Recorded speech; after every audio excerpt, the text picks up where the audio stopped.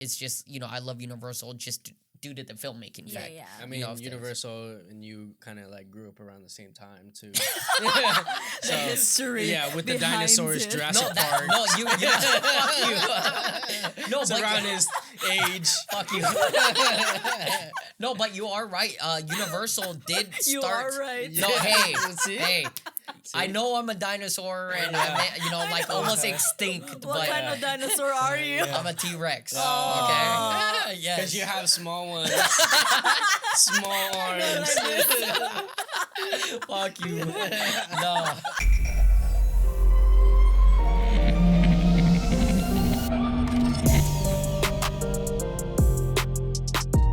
What is good, guys, and welcome back to the Artistry Drop, where we feature stories from today's rising stars. Man, we just got back from Seattle last week. It was a good time. It was snowy. Crazy. Yeah. Like, it snowed so bad to the point where we couldn't even go anywhere. That's facts. Yeah, we wanted to meet with a lot of people, at least for me, like friends and family, but got snowed in, couldn't go anywhere. And we also had plans of meeting up with each other. Yeah. And, we were trying to make some content. Right. We were going to shoot some photos for Artistry Drop and all that, but, snow kind of messed up everything and, it kind of sucked. But yeah, it did kind of suck, but it was also like a blessing in disguise because, we actually got to spend more time with our family and really like slow down because in LA we're like constantly grinding. And so when we were back at home, we still, had that grinding mindset. Oh, we need to do this and this and this. Yeah. But the snow really was like, nah, chill. Yeah. No, and like I said, it was a good time. It was like almost 2 weeks, I had a good time just chilling with the family. Yeah. Relaxing. That's honestly all we did, So it was a good time to like get away from LA and good break and get away from the grind for a little bit. But now, guys, we are back. Artistry Drop is back. We're back on the grind and we got a guest today. But before we introduce our guest today, we have to introduce the drink of the day. Hey, the drink of the day. I kind of went all out. I think this is the best drink I've ever presented as far as presentation goes. It is nice. We have a strawberry cucumber mint mojito. So of course it has strawberries, cucumber, and mint all muddled, and then I threw some club soda on top and a little bit of passion fruit syrup and of course simple syrup, and then I just kind of made it all fancy and it this shit beautiful. is looking sexy though, like it's like all staring at me. And this is probably the most shots. Me to drink it down. The most shots I've ever had in a drink. Fuck. That's because it tasted so good. Guys, we gonna see how we gonna act today then. Yes. Because if this is the most shots, there's been multiple times when, I've already been out of it from our podcast. So this is the most shots. Just letting you guys know, we set the tone and wish us luck. Oh, well, wish us See, I haven't even drank yet, guys. Shit. But wish us luck. So today, we're going to introduce our guest now. So, guys, our guest is a Filipina costume and fashion designer who currently works at Universal Studios Hollywood as a skilled crafts costume stitcher. Her goal is to work in the film industry, sharing her creativity through clothing that are featured in films and music videos. And, guys, I've talked about her many times. She is my girlfriend, and it's awesome having her here. But guys, please welcome Rachelle Saldana. Wow! Wait, I didn't know. Yes. I didn't know this happened. You guys got engaged without me? Yes, right here. Yeah, there it is, guys. There it is. No, this is Rachelle Pila, guys. She's my girlfriend, and hello, it's funny because we literally all live together. I know. Yes. So setting up this podcast was like super easy, and love. Does it feel weird being on a show with us today? It feels really weird. Yeah. She's been behind the scenes doing BTS. Yeah, and so stuff. that is the thing. Like, a lot of, if you guys follow us on Instagram, a lot of behind the scenes that you see is from her. So this time she's in front of the camera instead of behind the camera. So, yes, sir. I'm excited to, introduce her to you guys because obviously, I know everything about her but the goal of this podcast is to introduce her craft and her story, so, we're going to kind of just jump right into it, so love, where are you originally from? Wow. So far away. Yes, so far away. Oh, wait. We always forget this, but we gotta. We gotta try. We gotta let's take a cheers. I gotta practice on that. So, guys, let's take a cheers. Go. Drink of the day. Let's taste this. Ooh, That is good. Ooh, Yeah. This is dangerous. Oh, that's a creeper right Yeah, there. it is. Yeah, that is. It kind of tastes like almost like a champagne. It does. But Yeah. I really love it. like all the fruits and, Oh, yeah. the mints in there. It's gonna soak up all the alcohol. So Yeah. if you want to eat some too, you Exactly. better get some buzz Yeah. off of it. Oh, Oh, yeah. damn. Yeah. I mean, Rachelle is a small one, guys. So, she might end up getting, like, really messed up off of this one. I right? mean, So- I did request for a little bit more powerful one. Yes. We'll see. And I have work tomorrow. Yeah, she got work too. So, we don't So want to we'll get her see. too messed up. But, Yeah. all right, love. That So, tastes good. yeah, where are you originally from? I'm originally from Long Beach, California. Oh, LBC. LB. Oh, wow. LBC. Born and guys. raised, huh? Yeah, born and raised.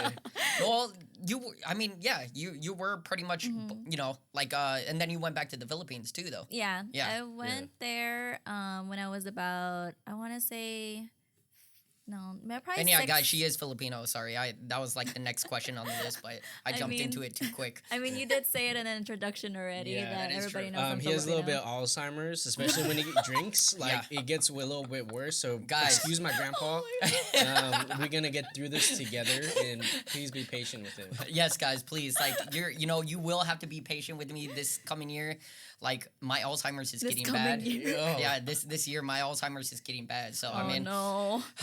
hopefully I don't forget too much. Hopefully I don't forget Love. you, love. Oh, Hey, he passed the first stage, which is denial. He's not denying it anymore. I'm not denying it anymore Yes. because this guy literally always makes fun of me. Like he's calling me grandpa. I mean, you end up joking around with it too. I mean, but yeah, hey, guys, but then like, I sounds a say little that hurt. I'm a grandma too. I mean, that is so I true. mean, That's yeah. It's kicking in. Rachel Yes. Saldana. Rachelle Saldana, she's out here right now. Hey. I love Yeah, that. no, but you know what? Like I said, I mean, I'm not gonna let my age get to me. You guys have heard all the old grandpa jokes on this podcast, but hey, I'm not gonna let it phase me. Yeah. I mean, like Spider-Man said, like with great age comes great wisdom. I mean, that just is true, flipped it. and I do have a lot of wisdom to give off. You do. Like I give you that. I mean, I have given you a lot of wisdom. Hey, I so- didn't deny it. Yes, that I is said fact. yes. It's facts. true. That is It's fact. true. So, all right, guys, back into the podcast because the thing is, our podcasts have been going on for a long time, almost for the almost the last 3 episodes we've been doing like 2 hours. Yeah. Yeah. I'm sorry, Yeah. guys. So if you don't get through those, we are terribly sorry. We're working on it. Just an Yes. update for you guys listening in for 2022. I know. We're working on it. So Yeah. Especially like we live all together too. Yeah. Yeah. So it's like I feel like there's a lot to talk about. there is. yeah. That's the thing. Like we have so much to talk about, but I know. we're really trying to compress this Right. from like what 2-3 years worth Yeah. into Yeah. like I know. a 2 hour and a half An show. hour and a half show, You know, yeah. it's so hard. it's hard, but Yeah. you know what? We did say, since we do have a lot to talk about, this will most likely be the last Long episode. long episode. Yeah. So We're hopefully, trying to while. make this short. yeah, for a while. So Yeah, hopefully you guys we'll try to enjoy make this it one. short. But like I said, I mean, Rachelle does, she does have a lot going on for herself. So I mean, love. I mean, I what have made Corey. you? I mean, have a lot yeah. of things going on with him. I'm God. kidding. That is true. Oh, God. Let's go. Let's go. You need the clapping for this. Oh yeah. I don't know if I'm ready for this. He's got some good questions on deck though. Okay, I do. I'm excited to hear Yes, this. he's got some good yeah, questions Corey on was deck. telling me about it last night. I but had to he- go deep. Yeah. Because Oh. we know the generic questions. Yes. But we're going to Yeah. ask them for the viewers and the listeners, but we're going to get a little bit deep. It's gonna get Okay. juicy. Juicy, Oh, really Juicy. Pickle juices. Yeah. Oh, pickle juices. Pickle juicy. Pickle juices. Corey Okay, likes guys. to say that he's a pickle juice. No. Oh, No. like one of those mini dill pickles in the jar. The kosher ones from Trader Joe's. I feel like she's gonna be putting me on blast, I'm guys. sorry, love. So you I mean, could put me on blast too. I love. do have a lot of things to put you on blast, but we're No, gonna that's chill. okay. We're gonna chill on that for now. Okay. So I I mean, don't know. We'll started. see about these drinks. okay, love. So I mean, Okay, go ahead. obviously we know, you're fashion designer and stuff. Like, what made you want to get into fashion design? So I started as a kid I've always enjoyed drawing. So I love doodling things, but it wasn't until middle school I started watching like Disney Channel and all that. I was inspired by celebrities. I was Okay. inspired by mainly like how they style their clothing and all that. So from there I kind of took that into my drawing kind of like, moment. But That's when I decided, I was like, wow, I actually really like drawing like sketches, like figures, and then clothing and to put on there, trying to be creative with something that wasn't creative before. So when I got into high school, unfortunately, the high school I was originally supposed to go did have like a sewing class, but the one I went to didn't. But I still pursued drawing from there, but still on for 4 years. My commitment was like, I want to do fashion. But it's weird because I've never sewn. Yeah. I've only drew. That's it. It's just all in my imagination. Like I want to create clothes. Yeah. But and that's when, I started college. But that's pretty much how I started loving It was like designing. Disney, like watching Disney and stuff like that. So when you started drawing, did you like get inspiration from the princesses and start drawing like princess like dresses and stuff like that when you were first starting out, or like what did you draw? It's a really weird because I used to be a Hannah Montana fan. Oh, Got the best of both worlds. I know this guy loves Hannah Montana. Though. I mean, I did like Hannah Montana. Yeah. I don't know what it was, but like Miley, I just really loved her fashion sense in that show. Okay, so, I see that. Yeah, she was the first one that I kind of drew on my sketchpad as like a sketch figure. And then I drew exactly what she was wearing, but then I took it in the way of altering like what I can make it as a different like, pair. Oh, okay. Yeah, so that's how I started. It's not, it wasn't really anything Disney princess, but it was mainly like tops and bottoms. Oh, okay. And then I just started designing dresses from there. I pretty much like went through a phase of different styles. Oh. Yeah, it's kind of weird. It's like, I'm for sure want to do this. I'm like, no, I want to do this. And then, it's like you experiment. Yeah, you experiment. Venture out. Yeah. So I mean, you went to like, at what point did you decide like I want to go to school for it though?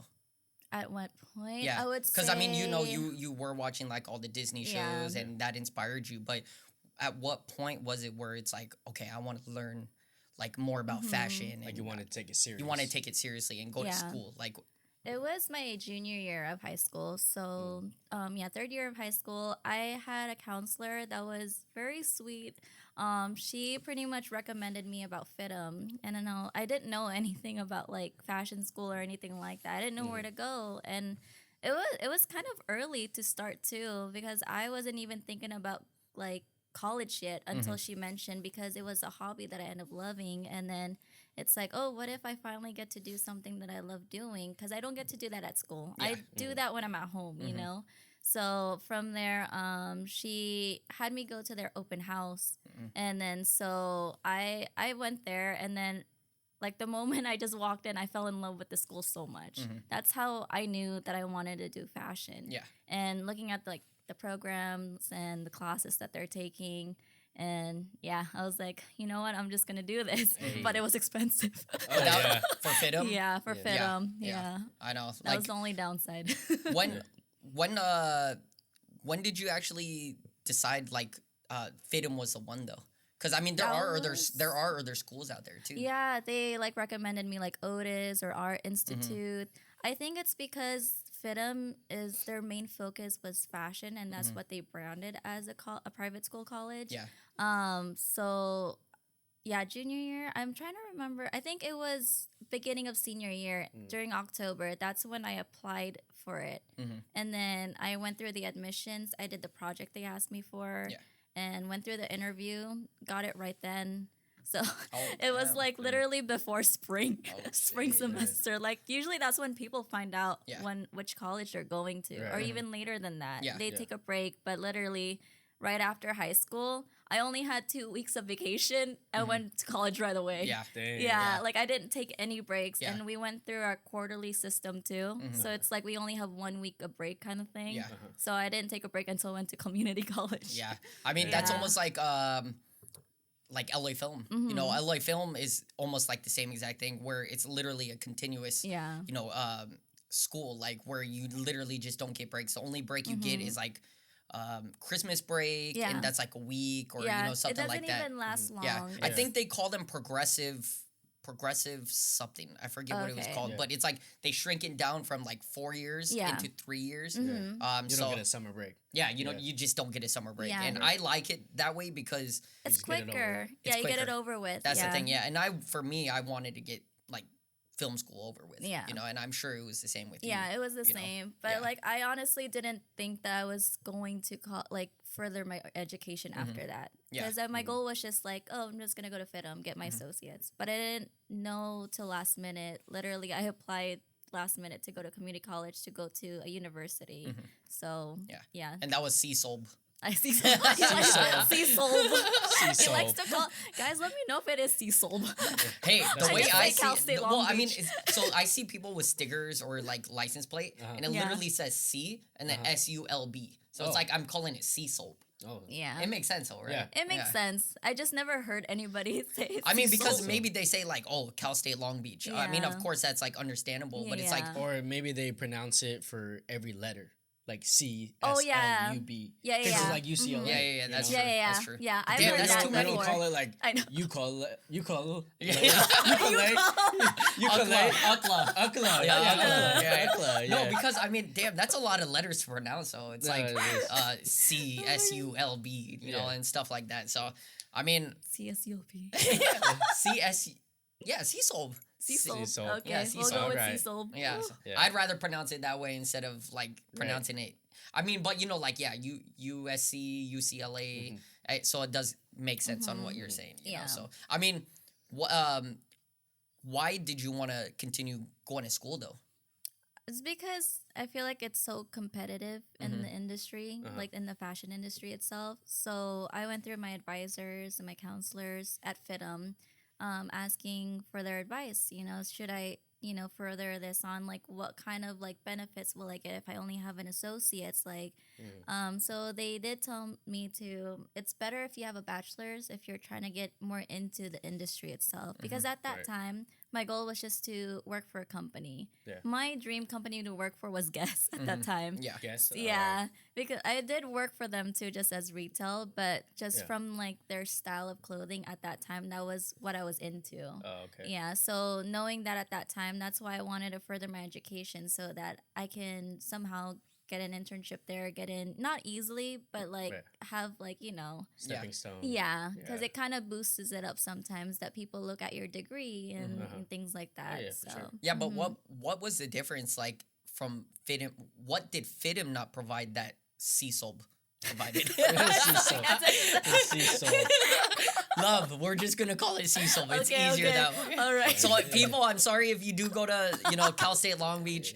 I'm gonna call it CSULB. CSULB. It's CSULB. easier, okay? So Sounds all Filipino. CSULB. CSULB. CSULB.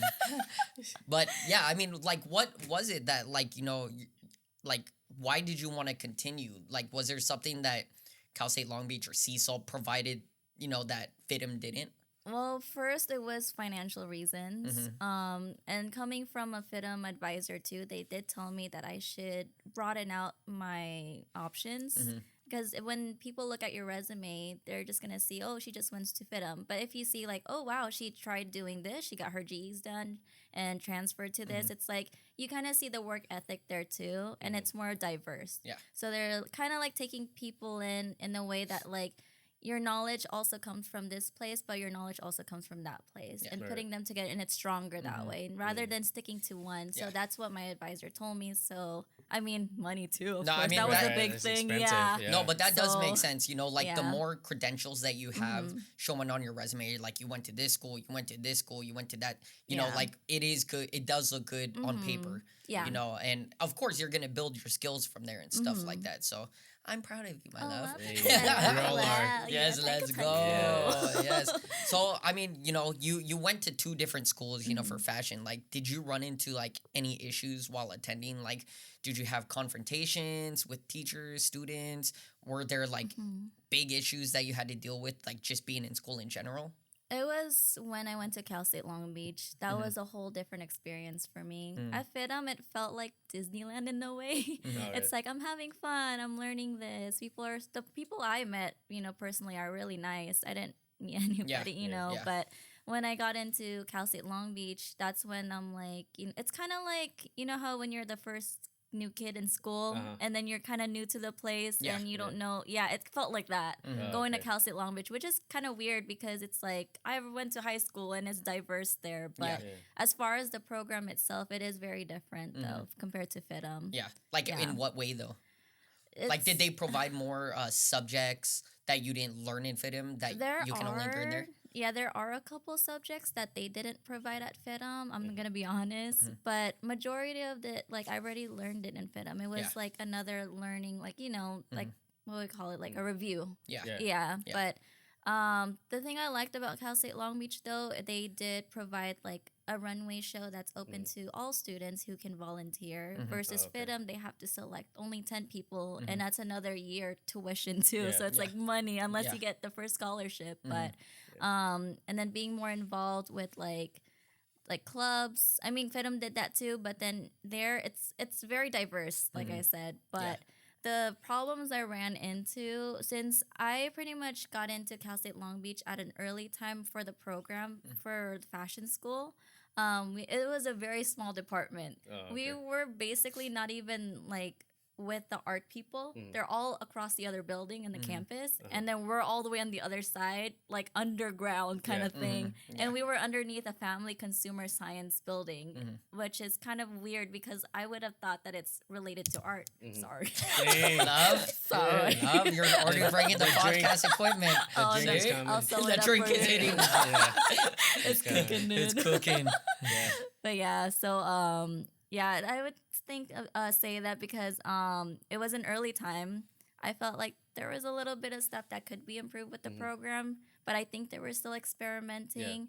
And since we were a smaller group too, we didn't have like a sewing lab. We weren't provided with a lot of like our own space. So we were very limited. So it's hard for us to go to school and like do our homework there when our sewing machine's at home. Now that you mentioned the people, how are they, like the people different? Because you said you met a lot of good people like at FIDM. I guess more open people. I feel like there's more people, more creative. For some reason, I didn't feel any competition whatsoever, but I mean, I don't want to start any. I'm not gonna say anything because this is like my personal experience. But just I've had my moments, of course, when I went to Cal State Long Beach, just because it's very different. I'm not just talking about people in the fashion program. There's people outside of it too as well, because I had to take GEs and things like that. So I feel like going there, things were very judgmental. It's really weird. I would have thought or Cal State? Cal State Long Beach. I would have thought that FIDM would be more judgmental. I would think the same. Yeah, that's why I was like, I didn't really felt that kind of tension and pressure, but it's just the people you're around with, and that's not in their control. It's literally just the people itself. Because I would. Oh, go ahead. What about like the clothing? Like, is it like the movies where everyone's dressed super fashionable? Honestly, at FIDM it was. It was. At FIDM for sure. I could like see that. Literally, people have like crazy hairs, but they're so creative. It's like their own. They show their personality through just like how they present themselves. People wear high heels to school. Like that's literally how FIDM was. But Cal State Long Beach was more laid back. I would, because honestly, I would already think there would be a lot of people trying to be competitive in FIDM versus CSULB. And that's the thing. Like usually when it's a big school, that's how it is, and a well-known school, because I didn't hear about FIDM until you told me about it. But when I looked it up, that's where I was like, oh, okay. I mean, this school is actually really well known. So I would have thought, a lot of people would be competitive there. Like not at CSULB. It's a different level of competitiveness. It's like, I feel like at FIDM, when they take their competitiveness, it's in a professional level, but they also support each other. At Cal State Long Beach, it's a little bit different from what I've experienced. People have and we have our own egos and all that. That's just me talking out how I've experienced it. Somebody else can experience differently, and there was like more drama going on from the time I was there. It's like, I wouldn't say that made everything worse for my experience. It kind of made me feel stronger as a person, because when you step into a fashion industry, not everybody's going to be nice. You kind of need to go through these kind of people to learn, how to like work as a team too. Be stronger together and all that. So it's important, not just like it's given to you like, oh, hey, like we could be friends. That's fine. And then you're like, just things like that. It's a bit more of a challenge. Well, you mentioned there would be things that you would change at CSULB. like what would those changes be if you had the chance to change those? If I had the chance, if I had the money too, I would love to provide more space for students there so that they can grow and all that. Especially having more staff too. I feel like it's low in staff. There's like a professor who'd be teaching like 3 or 4 subjects at the same time. But yeah, there wasn't that many professors there. Damn, that's crazy. Like one teacher is teaching 3 to 4 different classes. Yeah. Man, I'd be tired because you got to be smart for that shit. Yeah.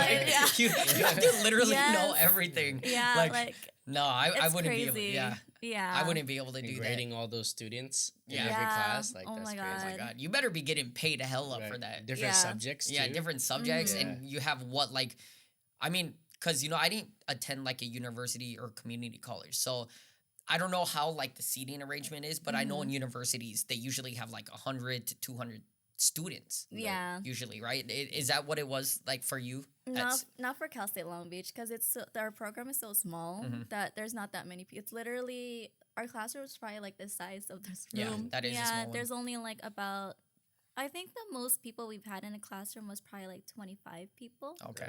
25 to 30, but it gets lesser. It for sounds some like it was reason. like a new thing. You Yeah, know? that's why Yeah. it was like a new time for, well, not for me, but like But for their program. yeah, Yeah, for their yeah. program. Yeah. Yeah, that's why, like, of course there are flaws, and then I'm sure they've seen that. Yeah. But yeah, just having it's kind of intimidating to do feedback and all that kind of stuff. So just because of like our professors too, how they work a certain way, and then this. But yeah. Yeah. Hopefully they've thrived over this time because yeah, you know I hope like so. yeah, like you said, you know, like they were like fashion was new to the school. Yeah. You know, and that was during the time you went. So, you know, I would hope they had learned new things and implemented it to Yeah. possibly make it a better school to go to for fashion. Yeah, But I mean, I would hope so. anybody out there, if you guys are going to CSULB right now and, and you guys are attending the fashion, let us know, like drop a comment because, you know, I'm sure Rachel's interested to know like how Yeah. it's thrived, you know, and, you know, see if Yeah. it's, It's still the same. if it's still the if it was same, you know, so. I do follow somebody that goes there, but I don't know how it is now in the pandemic. So I don't know if she's in school like in person. Yeah. But it seems like it's doing better. Yeah. I mean, you would Yeah. hope so. Like, Yeah. you know, because they would have a bad rep already. Yeah. Like if they weren't doing as well. Yeah. You know, so you would hope they have a better rep now and, you know, Yeah. they've improved, you know, so. Yeah. Hey, and CSULB, like, you know. yeah. And then like I Up your also game. Yeah. I know. And I did wanted to say that this is not just coming from like me as a Cal State Long Beach student. I mean, I was involved in the fashion club and the runway show for Campus Couture. So it's like I communicate with professors as well. So it's like I kind of know what goes down behind it. So not just like, oh, I'm coming to class, I'm going to pass this kind of thing. Yeah. So it's like, She knows behind the scenes. She does behind the scenes. She talked to the professors. She knows what happens in the back that no other student knows. She knows everything now. Coming soon to theaters. Rachelle Pila, the BTS professor investigator. Oh my god. I mean, technically, you are a BTS like professional, love. oh, wow. You do BTS all the time. I mean, yeah, she's gotten Yes. better for sure. Yes. Shooting BTS I've been- for us. Yes. I've been like, learning from you guys. So Yeah. Let's give her some claps, guys. thanks for you guys. Yes. So, I mean, you know, I didn't think about this until you mentioned it, but you know, the fashion runway shows that you actually had to put on. Yeah. Because you did one at FIDM, right? I didn't do one at FIDM. Was it all at CSULB? Yeah. Okay, yeah. So it was all at CSULB. So I mean, what was the process of that? Like, was it a difficult process for you to, you know, put on a show like that and Oh, you know yeah. find all the models and stuff like that? Yeah, it was a lot of work. I mean, it's a team effort. But like I said, since like the program was kind of new, we had to figure out a way how to make it easier for the next crew to come in when we interview them for the position. Yeah, so it's like each time there's a group per year, they try to do their own thing, and then we learn from what they're doing, and then we try to do something else that is easier for us to teach the other people, kind of thing. So it was definitely a process. Yeah. And like even our crew, it's like I've even requested that I need an assistant. I can't do this by myself because I was working at the same time, and completing the projects and everything. It was kind of bringing my grades down, honestly, because of the stress that like I had to commit to it. And I was telling Corey that I barely have sleep as well. Yeah. Like I literally was working 2 jobs at that time and having to come home, work on homework, and then wake up early the next day. Yeah, go to work. And then from there, I got rid of my 2 jobs. But then I worked at Disneyland, and they gave me like the late night shift. So it's like, it's literally like, it was tiring. Yeah. But in runways, they usually have like a team, like professional runways anyways. But at school, they made you do it all by yourself? Not all by myself. So it's like we each of us have our own position. So each position have like their task. But my position, I was a design liaison. So my job was pretty much to keep in track of all the designers. When their fees are due, anything with their models and things like that.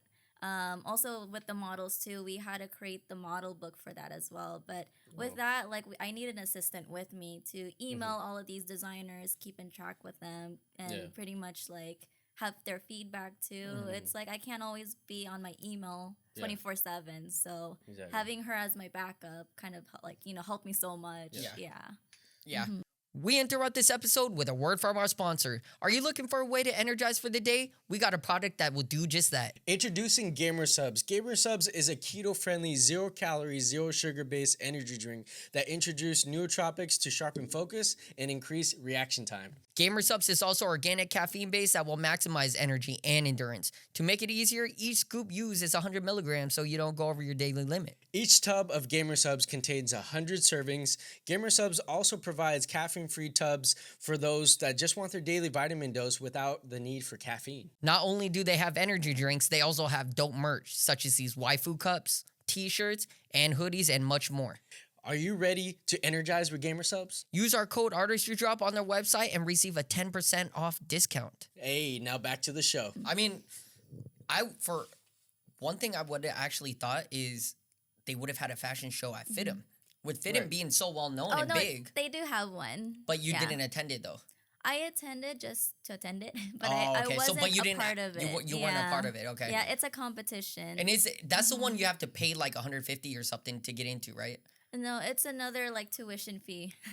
Oh, it's another tuition fee? So it's a class in itself. Yeah. Pretty much. Oh. Hell no. That's why I was like, ooh, that's expensive. So what, that tuition in there is what, like 10,000? That I don't know. I didn't look into. I did apply to it to see if I get chosen. But my friend Kai, she got chosen for being a part of it. But she did have a scholarship, so it paid some of her tuition off from being a part of that fashion show. Which is good, and she got a good job from that as well. So, but yeah, for you to be in, it's like you have to be selected and also pay for tuition. Yeah. Okay, they're bougie then. Never mind. They're bougie. Yeah, I mean, having to pay a tuition just to get into that part. Yeah, I've even heard that like they've started the show early just for guests who has paid for the show, and they have like these dining tables there too, all set up nicely. I was like, dang, like that's must be nice. Yeah, I know. I was like, that's bougie. I mean, it does make sense though. Like, after coming out of that, you would probably get a job, a nice job. Yeah. You know, I mean, it's you are exposure. It's a lot of exposure because, I mean, there's probably like big fashion designers there and stuff like that. Yeah, I mean, it's not just fashion designers, but like corporates come to the show to see students work and they get hired from that. Like I said, like Kai, my friend, she got hired for WWE. So she does custom designs for them, which is pretty cool. Yeah. So, I mean, in a sense, it is worth it, but it's a lot of money. Yeah. Like, that's the only thing. And it does make sense that it's its own class in itself because not everybody who goes to fashion design school like wants to do runway. So people who want to take that seriously would pay for that class, and I bet you it's like definitely more well structured than it was at Cal State. Oh, it definitely was. Yeah. I heard the professors are like more strict. It's like, guys, this is a reputation. You're presenting to a lot of higher up people here. So pretty much, show your work and all that. Yeah. That's cool though. It's really it is cool though. Yeah. I mean, I would have loved to see, when you did yours at CSULB. That would have been cool to see. So, unfortunately, we didn't know each other at that time. So, but I still think it would have been cool. I seen the photos and all that, and the carbon fiber wing. That one is fire. That one took Yes. the whole night. Yeah. I'm thankful for Yeah. my friend Kaylin, Kevin, Makito for letting me use the space. Yeah. And yeah, Yeah, that carbon that fiber was wing. messy. Yeah, it's cool, guys. Like, I'll probably pop in a photo here. Yeah, you know, I don't we'll think pop. I've seen it. You haven't seen it? No, I It's don't. fire. It is Okay. cool. Yeah, it is cool. And she literally made a wing out of carbon fiber, Oh, okay. like a wing that It's goes like on a a- model. Oh, Yeah. It's like like a an Victoria's angel. Secret. Like an yeah. yeah. Oh, okay. Yeah, yeah. Exactly. So I'll pop a photo up here, guys, so you can kind of see what it is. But yeah. So the next thing I want to get into is because this is almost like film school. You know, like, is fashion something that you have to go to school for, like, you know, to In possibly get like a job or, you know, something like that? Because in the film industry, obviously, you know this, it's like it's a big debate. Like, do you need to go to film school to get a job and, you know, stuff like that? Would you say fashion is almost the same thing, or do you really need to go to fashion school to actually get a good job? I feel like you do and you don't. It's like the same thing too. It's a controversy between. I feel like if you're trying to, what I was doing in the beginning, trying to work for a corporate, I feel like you do need to go to school for it. They do look at credentials and all that. They can't just hire somebody without any experience unless you have worked with other companies, of course. Yeah. And you've been like either interning with them for a really long time and they give a good, you know, recommendation and all that to you. Right. But as far as for my job now, it's a little bit different because of the process. I don't know if we're talking about that later. Or, Yeah, we okay, so I'll save that for later. Yeah. But yeah, to get a good job for like design, I feel like you should go to school for it just because it's not just all about sketching or sewing or how well you know how to design, but there's a lot of technical aspects with it. You need to know how the production was made.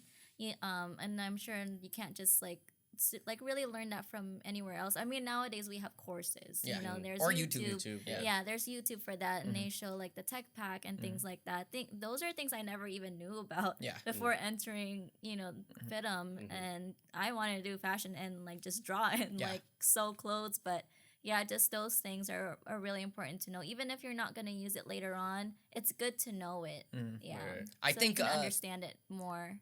I think with the pandemic, it really changed a lot of people because everybody Right. was making masks. Yeah. So it's like they had to learn how to sew or make patterns and, you know, do this kind of thing. Because, I mean, me and you, we went, you know, Rachel made all the masks. Like, we made fashion masks and, Lux you know, Vision. yeah, Lux Vision, you know, Oh my like we gosh. literally created a business. Yeah. And yeah, I definitely feel like, you know, people learned off of YouTube, you know, or like just learning on Google, but I'm pretty Yeah. sure it was like YouTube and, you know, learning how to do pattern making and, you know, sewing and all that. It's all on YouTube now. But I know Yeah. for what you know specifically, it's definitely more in depth.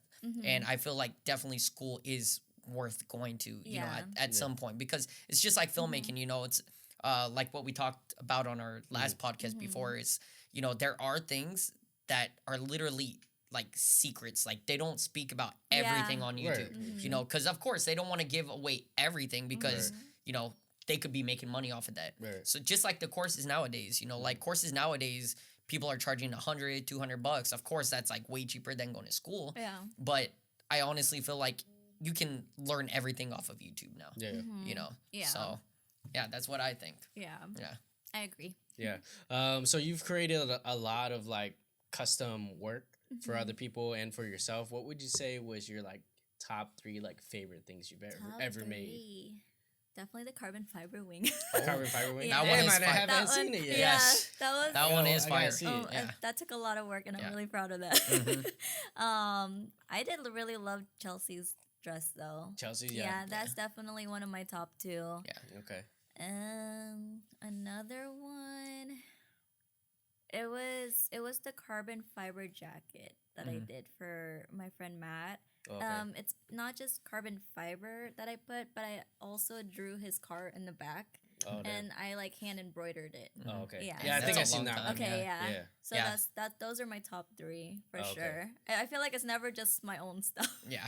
Yeah, it's like stuff I design for people. Okay. Yeah. For people who don't know, for your second best most favorite piece, like the Chelsea piece, like explain to the people like what went behind that and like what is the actual, like, she made a dress.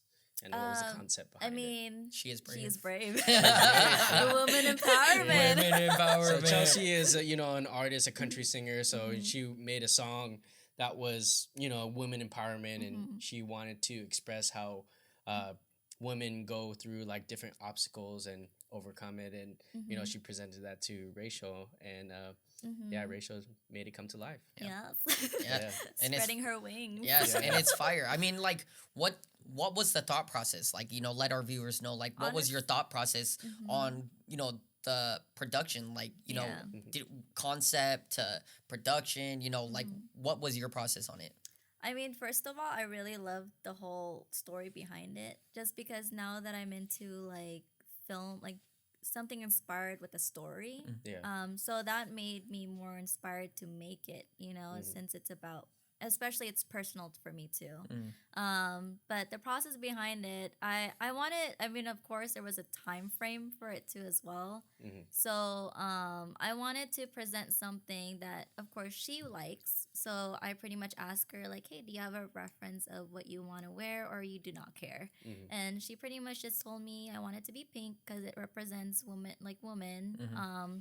And something that kind of like aligns with her butterfly logo from her album. Yeah. Is that her album logo? That's her. That's Yeah. I don't think Or that's is it the just album. for the song? It's just the single. Single, Yes, okay, like okay. cover art for the single. Yeah, so she wanted to implement something with the butterfly. So instead of it having to like make her actually look like a whole butterfly, like I just implemented that on her bodice to just have the wings right there. Yeah. And then having another wing-like kind of thing for her arms. It kind of like goes out. So she really loved that idea because that was her idea at first. Yeah. And she wanted a dress. She wants something flowy. That's just her personal preference. But from there, I based it on from what her preference is and then to what I think that would fit with the whole look. And also having to think about location. That's why I kept asking like, do you know where are we filming? Yeah. Because I need to know, like, if this is something that we need to be careful with, if we're on water or where she's walking and things like that. Yeah. And how much, like, the wind flowing through it and things. So it's like, it's a thought process to think of things like that too. Yeah. Not just what you want, what you envision, but you have to consider about all of that stuff if it's going to be too hot or like durability. Yeah, durability. Yeah. Exactly. Yeah. So just having to think through that. And that's actually something I never would have. I mean, of course, I'm not a fashion designer, but I never thought about it that way, where it's like you literally have to think of everything, like environmentally wise. Like, are you going to be in dirt? Let's find a material where it's like, let's prevent dirt from getting on it. Or is it going to be too hot? Like, let's find material that's not going to make her sweat. Or, you know, I never actually thought about that until you just mentioned that right now. Yeah. So, oh, wow. I like that. Oh, wow. I like that. Every detail matters. Yes, it does matter. It does. And that is facts because, I mean, just like film production, we also got to think about the artist. Right. You know, not just what they want or what we want.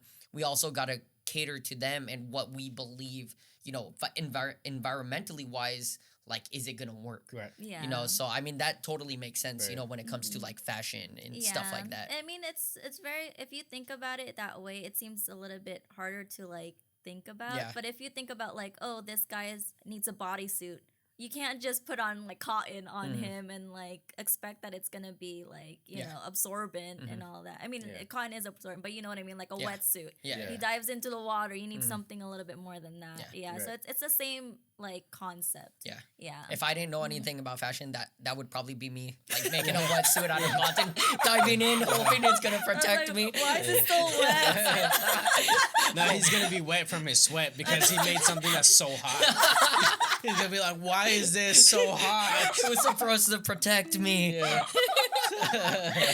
Honestly, that would be me. I You're just have. like, oh, it's neon vibes. I Yes. want it. I mean, hey, you see me rocking the neon vibes. He's gonna have neon lights all over his body. And then you're gonna wonder why it's so hot. Yeah.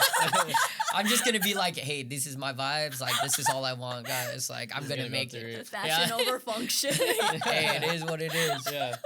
Okay, so now that we got your top 3 favorite pieces, who are your top 3 like favorite designers that you get inspiration from? Michael Ngo is one of them. She's well, technically she. I mean, yeah, like we could say that as a Yes. pronoun for him, but Yeah. I think she or he. Yeah, he's a designer for a lot of celebrities for Okay. music videos and live performances. Mhm. He's been my latest like biggest inspiration when it comes to that. Mhm. The other one that Corey actually introduced me to is Ruth Carter. Mhm. Yeah, so she's she's a costume designer. Oh, okay. So my story didn't happen me as inspired by costumes. It was fashion. Mhm. So this is me now, like, knowing what I love now. Mhm. But I would say those are my top two. I haven't really Okay. found another one Yeah. because before I never really been into designers as a favorite. I Mhm. kind of look at every designer because I have something that I like for each one. Mhm. So I never Okay. had a favorite one. Yeah. Oh, okay. Yeah. I see. That makes sense though, because you know what? Like, I feel like some of the best artists come from not looking at other people's work, like Mhm. because they have their own idea. Mhm. Because a lot of artists today, they literally will take pieces from other artists, Yeah. and because Copy. they copy Yeah. because Right. nobody's Mhm. original today. Mhm. So it's like I feel like not looking at other people's work is actually a good thing because Mhm. you're being creative in your own process instead of Mhm. looking at other artists and be like, oh, like I can take pieces of this, Mhm. But I'm guilty of that, and me and him are guilty of that because, of course, like we look up to other directors, photographers, Mhm. and stuff like that. So it's like I feel like in that niche of Mhm. filmmaking and photography, it's hard to be creative nowadays. I mean, Like, it's okay though because you take it as an inspiration Mhm. and then you pretty much make it your own Yeah. way. I Right. mean, I do it too Mhm. sometimes. That's why I don't have a certain favorite that I go for. It's like I find inspirations and Yeah. then they kind of like intertwine Yeah. Right. in a way. Yeah. Yeah. but it's still a Mhm. good thing. I mean, like I said, I mean, some artists do become successful because they copy other Mhm. artists. Right. It's like Mhm. I always have to bring up MJ, but it's Yeah. like like look how many artists like Right. literally try to be like MJ, but and then Right. they end up being successful as well. Right. Mhm. And it goes for anything. Yeah. Like Yeah. even though people do have to bite off of other people, Mhm. it's like those people will take that concept, turn it around, and make it something better. Yeah. And that's totally fine. That's Yeah. okay, yeah. I think a It- better way to put it would be like it's easy to be creative, but it's harder to be original because Facts. Yeah. everything has Mhm. already been done. Exactly. Yeah. That's one thing that when we talked to Will about Mhm. on our podcast, he even said, nothing is original nowadays. Facts. Yeah. But it's easy to like take something and create it and make it your own. Yeah. Because it is hard to be original because everything has been done already. Exactly. So I mean, I feel like that's what we do. Yeah, you know, and we when it do that comes- all the yeah. time. I mean, like I said, it's like we look up to so many directors Right. and music videos, and we watch so many music videos for references, Mhm. just for ideas for the next music video, Yeah. and that's totally okay. That's and fine, it's yeah. not Right. like we're copying, but it's just we need inspiration. It's like Yeah. like having that inspiration there will help us through the process instead of Mhm. us like being like, oh fuck, like let's come up with a fully original concept, Right. and Mhm. that's just It also like brainstorms ideas Mhm. for the artists Mhm. too, so they can Yeah. actually see what we're working towards. Yeah. And then Yeah. we're like, okay, we want it to look like this and this and this. Do you agree? And then we make it our own. Yeah, Yeah. exactly. And I totally agree with that. And like I said, an artist is the one that plays one of the biggest roles because their idea or it's like their concept already. Mhm. So it's like we're taking their concept and making it a reality. Just like you love where it's like you took Chelsea's idea and her concept for the dress and you made it a reality. So that's just how it is sometimes. Mhm. And like I said, it's good to bite off some people sometimes, and Mhm. sometimes it's not. Yeah. But like I said, with you only having like a top one or two, Mhm. I think that's perfectly fine because it's still to the point where it's like you look up to those people, but you're also working on your Mhm. own thing and trying to come up with your own, Yeah. finding your own like Mhm. creative style and Yeah. stuff like that instead of like looking up to a lot of people because there are a Yeah. lot of people that look up to a lot of people and Yeah. it's like Right, for they'll sure. take pieces from there, Mhm. but the fact that you only have like two people you really look up to and then the rest is your creative style, Yeah. it's perfect. I think it's because it's not really what they make is the thing that makes me as their top favorite, it's because of their success. Mm-hmm. It's like, what do I want to become, you know, and I kind of like want to be like, oh, I want to be like him too. And it's like, it's the path that I want to, I mean, of course, it's a different story, but it's the same job kind of thing that I want to take in as. So that became very like inspiration for me. So it's like, oh wow, like how are they successful? So that's when I end up looking into their work and then seeing it from there. Yeah.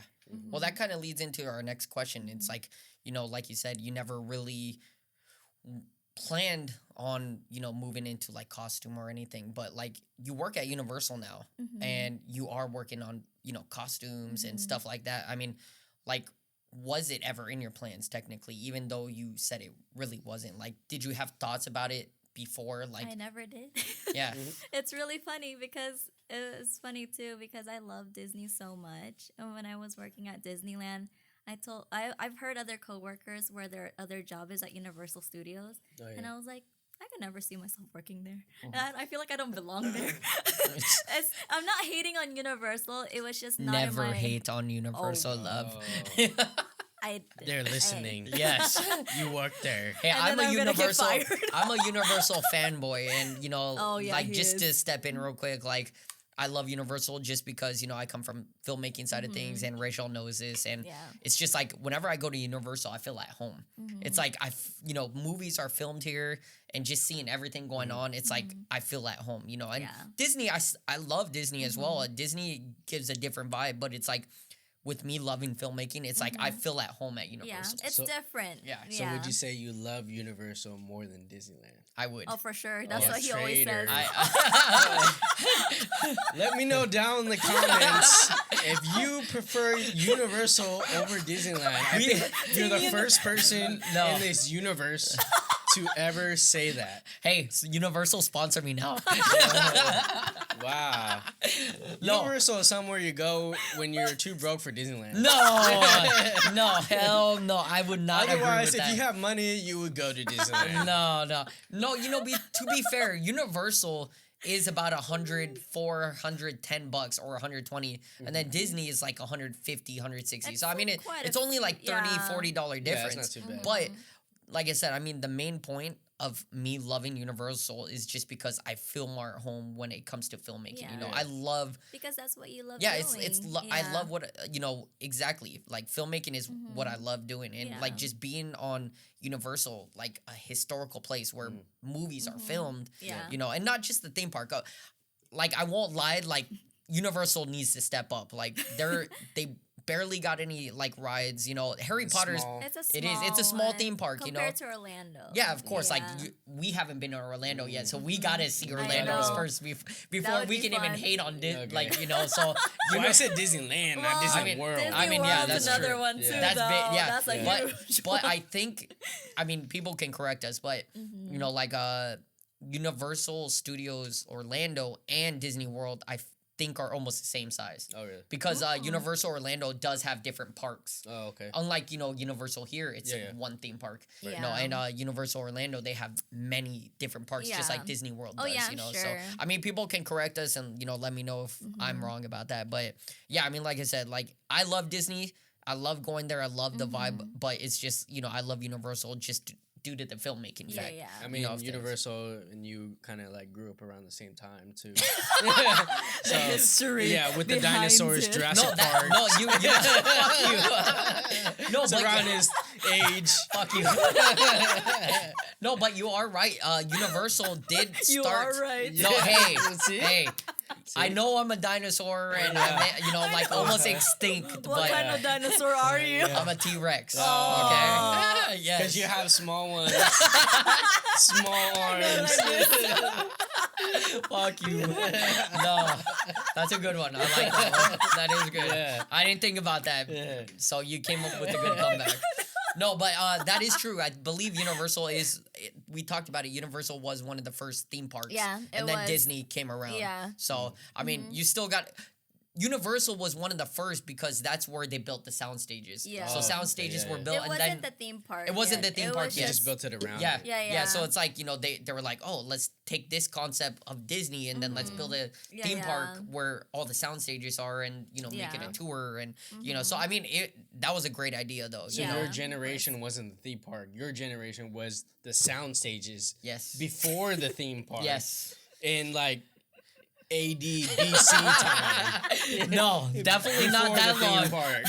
Not that long for sure, but It was definitely Jurassic is the land before yes, time. see, guys, this is what I'm gonna have to deal with, and this is totally fine. But I I gotta love deal with you. yes. You have to love me, love. Oh so wow. that's just how it You is. have to. He doesn't There's give me an no option. options. See? I don't have to. But you do. But you have to. But you do. Oh, But you do. God. I mean, See? you love me though, so I mean, yes. Sometimes. No. No, I love him. You have no choice. Yeah. either, You have so, no choice Yeah, too. you have no I'm choice. too. tied down. Yes, you are. I mean, so now that we know. I mean, of course, we've known this, but Universal was never in your plans. But what's your favorite part about working at Universal now, like since being there? Costumes. Oh, Yes. Just because, okay, so me starting off in Universal, I wasn't a costume stitcher yet. I started as a costume dresser. So it's pretty much working for Horror Nights, helping people get dressed up, scare actors. But that was when we have moments where I had to work in certain venues and then we're stationed in a certain place. And my job was to pretty much kind of like fix little things. Yeah. And then even the little quick alterations and stuff. From there, just like looking at the costumes itself and holding it, it's like I feel like I don't know, it's a different feeling. It's like I feel like this is what I want to do, which is really weird because I've always thought about doing fashion and things like that, but yeah, it's So just you like touch the fabric and then yes, I touched the gold fabric. light And came then out. yeah, And you're like, yeah.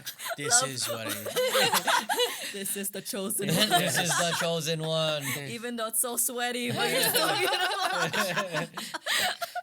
No, but it made me love it more when I had the position as a costume stitcher because I actually got to work on the costumes more in depth with it. Yeah. It's like, oh, you need. I've relined so many Harry Potter robes. Like, Oh, it's really? yeah, that's been my project for quite some time for Grinchmas. But that like. It made me feel like I'm a part of like I'm actually doing something to help the company. I don't know. It's a Okay. different feel. It's hard You're to like explain. you're a part of a bigger picture. Yeah. Yeah. Yeah. So it's not like, I'm just kind of there compared. I don't know if are we talking about the other job? No, Okay. not okay. that one. Okay. But yeah, so that's a different story. Yeah, I mean, But, just Universal. Okay. Yeah. So, but yeah, it's just my experience from there. That's how I ended up loving costumes more because I didn't realize from like the designs I've been making, it's like it always has to be inspired with something with film, and I never realized that. And so I just turned it into more like what I call a couture piece because it's not something you would wear outside kind of thing. Oh, So okay. it's more like one of a kind pieces. That's Right. why I like doing like the music video ones because Yeah. it's not like you're not gonna wear Chelsea's dress to Out in anywhere you public, go. yeah. Unless I design something that's more of like more of a casual Right. wear. But yeah, so that my designs in the past was always something that was not ready to wear. It was always something a bit more extravagant and okay. like more like out there kind of Right, right. thing, more extra. Extra, yeah. Yeah, that's what like people call it kind of thing. Right. So that's when I found out that costumes was my role. Okay. Yeah. So Universal like being like a stepping stone for Yeah. what you actually want to do. What would be your like dream job? To would you say? work inside, like more into Like in the sound stages? yeah, in Or the like, back lot. Yeah, on the back lot, like working on Okay. the actual Yeah, films I and want stuff to like work that. in films. I don't care what kind of movie it is. Like if it's based on like 1960s or anything. I just want to be a part of something in film. Like I Okay. feel like because it's hard to get recognition when you're a designer working for a corporate. Yeah. Like before, how I wanted to work for a guest. Right. It's not like they're gonna put on the designed by Rachelle Rachelle. It's gonna be, the label's gonna say by guess. Right. It's not like I don't have credit for it. They're just paying me for what I'm giving them. And it wasn't something that I wanted. I kind of wanted to have some more credit to what I was doing. Oh, okay. Yeah. So that's why, like, I'd rather much prefer, especially I like working one of a kind pieces. Yeah. I kind of get tired of multiplying like the same exact design. Yeah. Right. Yeah, so it's like I'd rather not mass produce, but just make one really good Piece. piece. Right. Yeah, that could be like, you know, a statement. Yeah. Yeah. Mm-hmm. So I That's mean, dope. you know, like you know, we went through a big pandemic, and it's still currently happening, you know, right now. But you know, we went through a lot, you know, and we were helping each other, like trying to figure out ways to, you know, make income and you know, stuff like that. Our And Postmates. I mean, hey, you know, we had to do what we had to do at that point, you know, and Struggle. the struggle was real, guys. You Oh know, my pandemic definitely hurt. You know, all of us. You know, I mean, John still had his job. Yeah. But you know, unfortunately, like I mentioned on the previous podcast, I lost my job due to the pandemic, and you know, I was living off unemployment, and you know, of course, like trying to get creative with how to, you know, make money, and you know, me and you, we came up with like Lux Vision, and you know, trying to make masks and stuff like that. You know, but you know, on the brighter side of things, a lot did, you know, after. I wouldn't say after the pandemic, because we're still technically going through it. Yeah. But like, you know, like a little bit after, it's like things started to get brighter. Yeah. So what I'm definitely. trying to get to is like, you know, during the pandemic or like a little bit after, like, did it kind of brighten your eyes onto what you truly want to do as like a designer or like a costume designer? Did. I feel like I needed that break so much, because I feel like I have so many things that I wanted to do just because I get like influenced and inspired by people on social media. Yeah. I'm not saying it's toxic, okay? Because Yeah. it was something that I was interested in. Like, you know, content creating, doing collaborations with brands and things like that. And then telling people I'm gonna be on YouTube and things like that. You know, I did enjoy doing that, but it wasn't just there yet. But I needed that time to focus on it to know what I want in the end, because I don't know it till I try it. Yeah. Yeah, because it wasn't a for sure thing that I was like, I'm gonna commit to this and all that. I mean, at the moment I was, but then later on, you'd start to feel like, I feel like this isn't my thing. It wasn't my line. It's like, I don't mind doing it for just for fun, but it wasn't something that I should be putting in my time more, you know. Yeah. It's more so like you're focusing on yourself. Right. Yeah, so Yeah. definitely I needed that. And then for me to realize where I'm at now. Yeah. Yeah. Yeah. And like I said, I mean, you know, that was a lot of people. I feel like, who was it that said like, or I think it was Antonio, but, you know, if you didn't do anything during the pandemic, you wasted your time. Right. You know, it's like you had literally like a whole year to figure out what you want to do in life, or try to, you know, reach a goal or something like that. And, you know, I mean, like with you, you know, you've finally figured out exactly what you wanted during the pandemic. And, you know, like. And I'm very thankful for that, because even though people say we wasted a year, I feel like it wasn't wasted to me. Yeah. Yeah. Yeah. And I think that's a lot of people, because it is facts that if you didn't do anything during a whole year trying to improve yourself or find other ways to make income, or, you know, make a business, or, you know, whatever it was, like if you just sat down, not did anything, and try to figure out yourself what you want to do, you did waste a lot of time. Because even for me, you know, I figured out a lot of things on what I wanted to do, and, you know, trying to pursue. And like I said, one of the goals was this podcast. You know, I mean, me and John had planned this podcast for a while, and Oh, I know. Even before the pandemic. yeah, even we before did the talk pandemic, about that. you know, and but even Yeah, during yeah. the pandemic, you know, it's like we were talking about it here and there, you know, like we got to get this going, you know, and you know, it is a little bit after the pandemic, but hey, like we already had it in our plans, and Right. you know, this almost took a year and a half just to pull off, and you know, we're out here now, Yeah. you know, and like I said, love, like I'm proud of you as well, you know, finding, you know, taking that time, finding out what you wanted to truly do as well. I know, you but know? I'm also thankful for you Oh. because you helped me with that. Let's go. I wouldn't have been able to. The old and wise strikes again. Yes, I do. Yeah. But I no, do. honestly, seriously though, because with Corey, he's a photographer and a videographer. I wouldn't have known how to use Premiere or Photoshop or Lightroom without his help. So Yeah. it's like, you know, Oh, it was a struggle, guys, teaching her too. Love, how do you do this? Yes, it was how a struggle. do you skin blemish this? Yes. Yes. Yeah, No, but so it's still all of fun. that, Yeah, you know, yeah. it's still fun. I love teaching people, and you know that was one thing I did on YouTube for a while is doing tutorials and you know teaching people. So I have no issue with teaching people Yeah, at I all. even had to watch your YouTube videos. Hey, too. you know that's what the videos are there for. Just for me to learn it. As I feel bad, I'm like asking him all the time. I'm like, you know what? Let me just learn. I mean, As I a even regular told person. Yeah. even John, like you know, he's asked me a question. I'm like, just watch my YouTube tutorial. You know, There was some stuff that I saw like on YouTube that he didn't explain to me that I was like, oh, I didn't think about doing it that way, but yeah, let me try it. You know, so Yeah. yeah.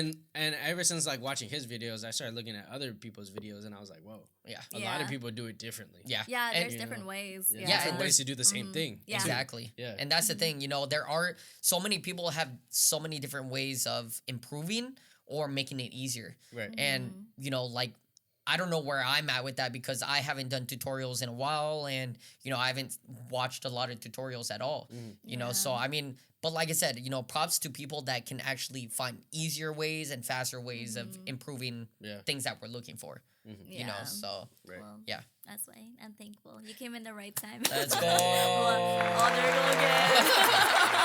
Let's get it. Okay, so we're gonna get it on a little touchy subject. I mean, Before we get into the touchy subject, Oh. let's take a pause. I really need to take a piss. Oh, me too. Okay. I God. couldn't Same hold here. it no longer. okay, guys, we'll be back with a commercial break. We interrupt this episode with a word from our sponsor.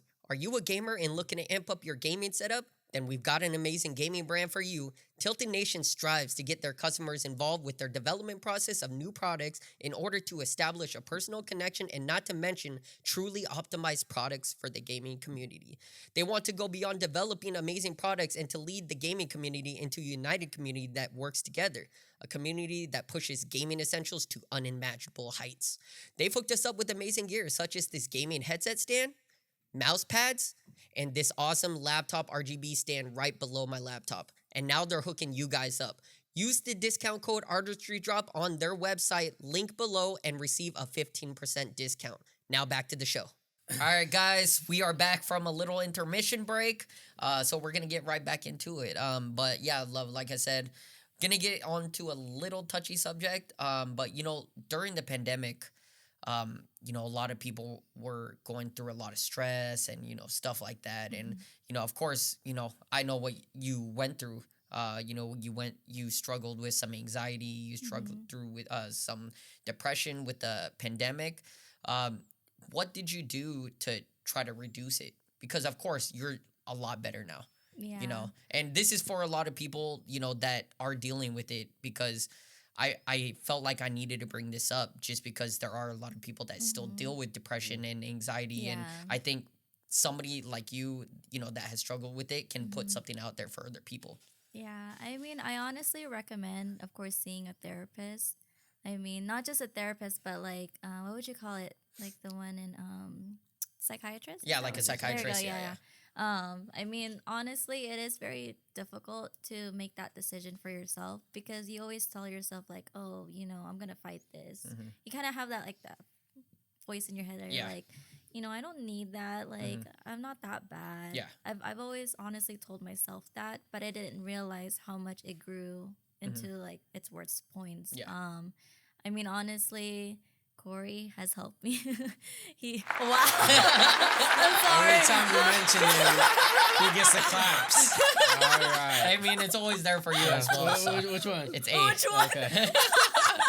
Well, just so I know. Okay. Okay. Yeah. I mean, I'm not just saying that because he's my boyfriend, but he was the one who was like, love, I looked up a psychiatrist for you. Apply now. Yeah, because I was at that point where I had a really bad depression point when I had a certain job that it was my dream job, but it didn't turn out to be. Right. Yeah, so that was already it for me because that was like you know how that went down. Yeah, I know. Yeah, but I mean, anyways, I do recommend seeing a psychiatrist just to talk it out. I go through Cerebral, so it should be a sponsored video. Right. No, and it Yeah. has helped you a lot. You know, It did, I've seen a big yeah. difference. I mean, John has seen a big difference as well because I mean, you tell both of us your problems and you know what you're going through. So I mean, like I said, Cerebral has definitely helped you a lot, and Yeah. you know, getting whatever you need to, Yeah. you know, to get to the point you are now, which Yeah. is, you know, you're doing great. And for Yeah. people who are afraid of like confrontation, you know, Cerebral was everything through online, right? Yeah, I was gonna Yeah. mention that. Yeah, because another thing was I was seeing a therapist before, but for some reason I just didn't have the motivation to go to my appointment because I would have to drive over there. Right, It's right. like I wish I could just take a phone call and Yeah. just Right. talk to them. So that's one Right. thing that Cerebral does, and you can make the appointments yourself. Yeah. So it's like to your own time. And not only that, I know there are people out there who don't try to take consideration of taking medication because I was one of those people too. Yeah. But just because I was afraid of how it'll affect me in the long run as well. Right. But I was at the point where I did need it, just because if other people are seeing this from me, then if I just hear it, it hurts me. Right. Like knowing that someone else can see my pain, Right. and it's like, especially when they're telling me there's something wrong with you, Right. it hurts. Oh yeah. And that- it's scary too because it's like you feel like you're alone even though you're not, but Right. it feels like you're by yourself. But at that point, so I was like, you know what, I feel like I do need to take it to be Right. better at it. Yeah. And it has helped me a lot. Mhm. It's not fun though, but Right. yeah, the first, I mean, you guys remember, Yeah. I took the first type of pill and it put me out. Yeah. Yeah. Because So a lot of people don't know, you know, when you take these like mood enhancers and stuff, like it affects every person differently. Yeah. So what works for another person might not work for you. So you kind of have to go through these like trial and error Yeah. of like what medication suits best for Yeah. what you need. Yeah, you and know? that's pretty much what I had to go through. But I would just advise to take the time off if there's anything like events coming up or like work. Make sure to just tell them maybe you'll be in medical leave or something so that they're more understanding of the situation because it does take a toll on your body. Yeah. Yeah, because I've gone through that withdrawal like thing because I had to switch my medication because that first one wasn't the right one for me. And I finally found the one, thankfully. But yeah, it was a struggle having Yeah. experienced all of that. It's like you're sick, but you're not. Right. Yeah.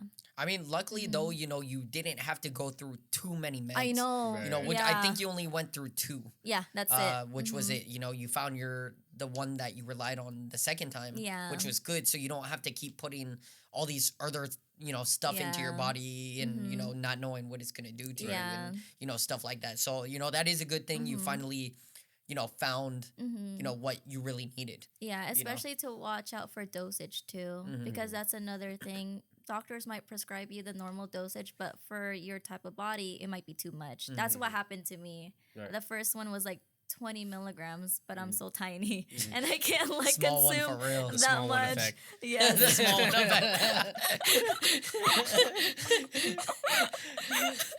But yes, the small effect. Yeah, the small effect. Yeah, so I would recommend maybe start little by little. Maybe talk to your doctor about that because there Yeah. will be side effects. So, but not every medication will always have a side effect. That's Yeah. why you try to find the right one. But it has definitely helped me though. But Yeah. in this time, of course, I've come to the conclusion already talking. They also, tell you like, we'll do this for 3 months and see how you feel. Right. So pretty much so that you don't feel obligated, like, thinking in your mind, oh my gosh, like I'm going to have to be in this pill forever or like 3 years later. But, Right. the doctors for Cerebral, they kind of like do step by step. They're Yeah. not going to scare you like you need to be on this. Yeah. This is Yeah. how bad your depression Yeah. is. Yeah. Like they're not going to do that. They're here to help you because of course nobody wants to keep taking pills. Exactly. And that's my goal, not to keep taking it. Yeah. So, but yeah, I came to the point already where I decided that I want to quit it.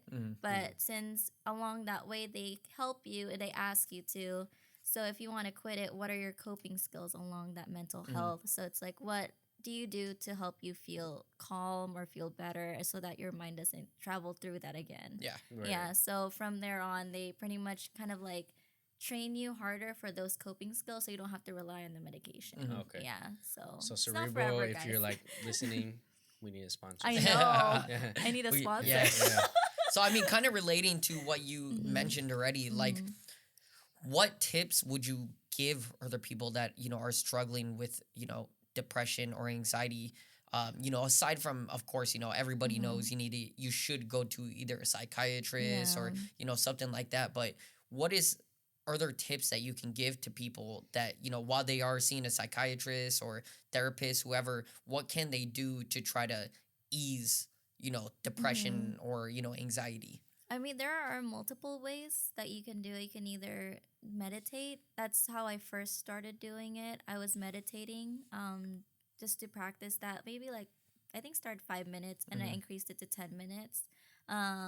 Just practicing like mindfulness. And that's another way I did at first. But then I realized now that I'm working, I don't really have the energy to meditate unless like I feel like it. But another thing that has been helping me is journaling. I've just been writing on my journal. Yeah. Anything that comes to my mind, I just write it down, whether if it's something I got to do today or tomorrow or planning things out. It kind of just like, I feel like it's a stress relief just because like I don't have to be like, oh, I got to do this in the future. And then I forget later on. And then I go back to it. I was like, wait, I was supposed to do that. And then I get irritated by it. And then I get depressed that it's not being done yet. Yeah. So that's another thing that triggers me. Like just having my journal. Yeah. Not a planner, but a journal because there's no specific prompt. I just like writing down what comes into my mind kind of thing. Yeah. I just want to be free with it. That's dope. That's not more of like being self-reflecting on yourself, whether it's through meditation or through journaling. Meditation is like self-reflecting on like how you feel like at that moment, and then actually journaling is like what you're doing physically day by day. So I could see how that would help a lot of people like take it day by day rather than feeling pressured on like all the things you have to do. Because then you're let down by it, and then you're like, I had this much time and I wasn't doing anything. And just having that and having a to-do list each day helps me a lot too. So I mean, pretty much you're telling people is like, find something that's gonna put you at ease, something that's gonna calm your mind. Even just watching a movie or something, whatever helps the mind ease. But I think what you said is like, it values more than just watching a movie, because watching a movie is like temporary, but like actually like journaling and like meditating is like actually like reflecting on yourself and like seeing where you're at, rather and that's than really just important. trying to like brush it off with a movie, exactly, because it's just a distraction for you not to think of your emotions at the moment and about yourself. So it's like I'm turning that depression into something better. It's like, how can I like, I have it and I may have it forever, but it's okay. Like I just have to remind myself, like, you know what, I can go through it as long as I do these kind of things. That's dope. Yeah, so like, going away from the emotional talk, the touchy, the touchy subjects. Let's go back into the fun stuff, and I want to touch upon like how your nickname came about, like the Posh. Oh my gosh, the Posh, the Posh. That was when I was in the car community. Oh, okay.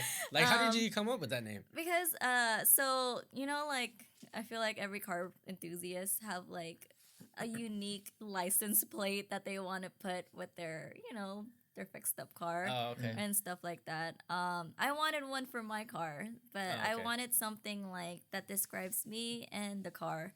So I was like, okay, what's another word for fashion? And I literally Googled up synonyms and all of that. And I couldn't find something, but then I was listening to Spice Girls. I was like, oh yeah, Posh Spice. So I got that word from Posh Spice. So I just implemented Posh and then BRZ. Okay, I see. It was the perfect lettering for the license plate. That makes sense. That's dope. How did you get into the car scene to like even to begin with? Oh my God. If you don't mind. No, go ahead. Okay. Yeah. I already know the story, you guys. already So, know. Oh my Okay. God. Oh my God. She's asking Mean me Girls. for.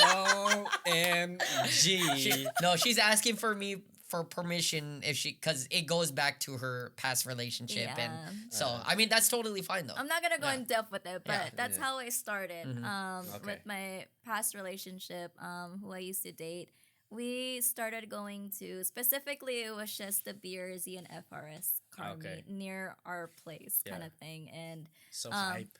Hype beast. Hype beast. But yeah, so we just started going there. I think it was Monday nights, if I can remember. I forgot what day it was, but we always attended it. And then from seeing the like cars being fixed up, that's why I ended up loving the BRZ, because that was the first car that I've seen that I actually like was like, wow, like you can actually turn this car into something else. It wasn't just like a Lambo, you know, because it's already been put for you. It's like they put their unique personality into their car, and I was like, that's kind of like designing. So yeah, that's how I got into it, and then the whole like them like switching out their engines and all that, it makes it even more fun. And then the exhaust, and I'm like, oh my god, it's like the whole customization. So that's how I got into the car scene. Okay, so like going back to all the cars that you have owned, what are their like nicknames, and what cars have you had? Oh dang, the first car was a Miata. A Miata. Small one. Yeah, it was salvage. Perfect size. Perfect size. Small one.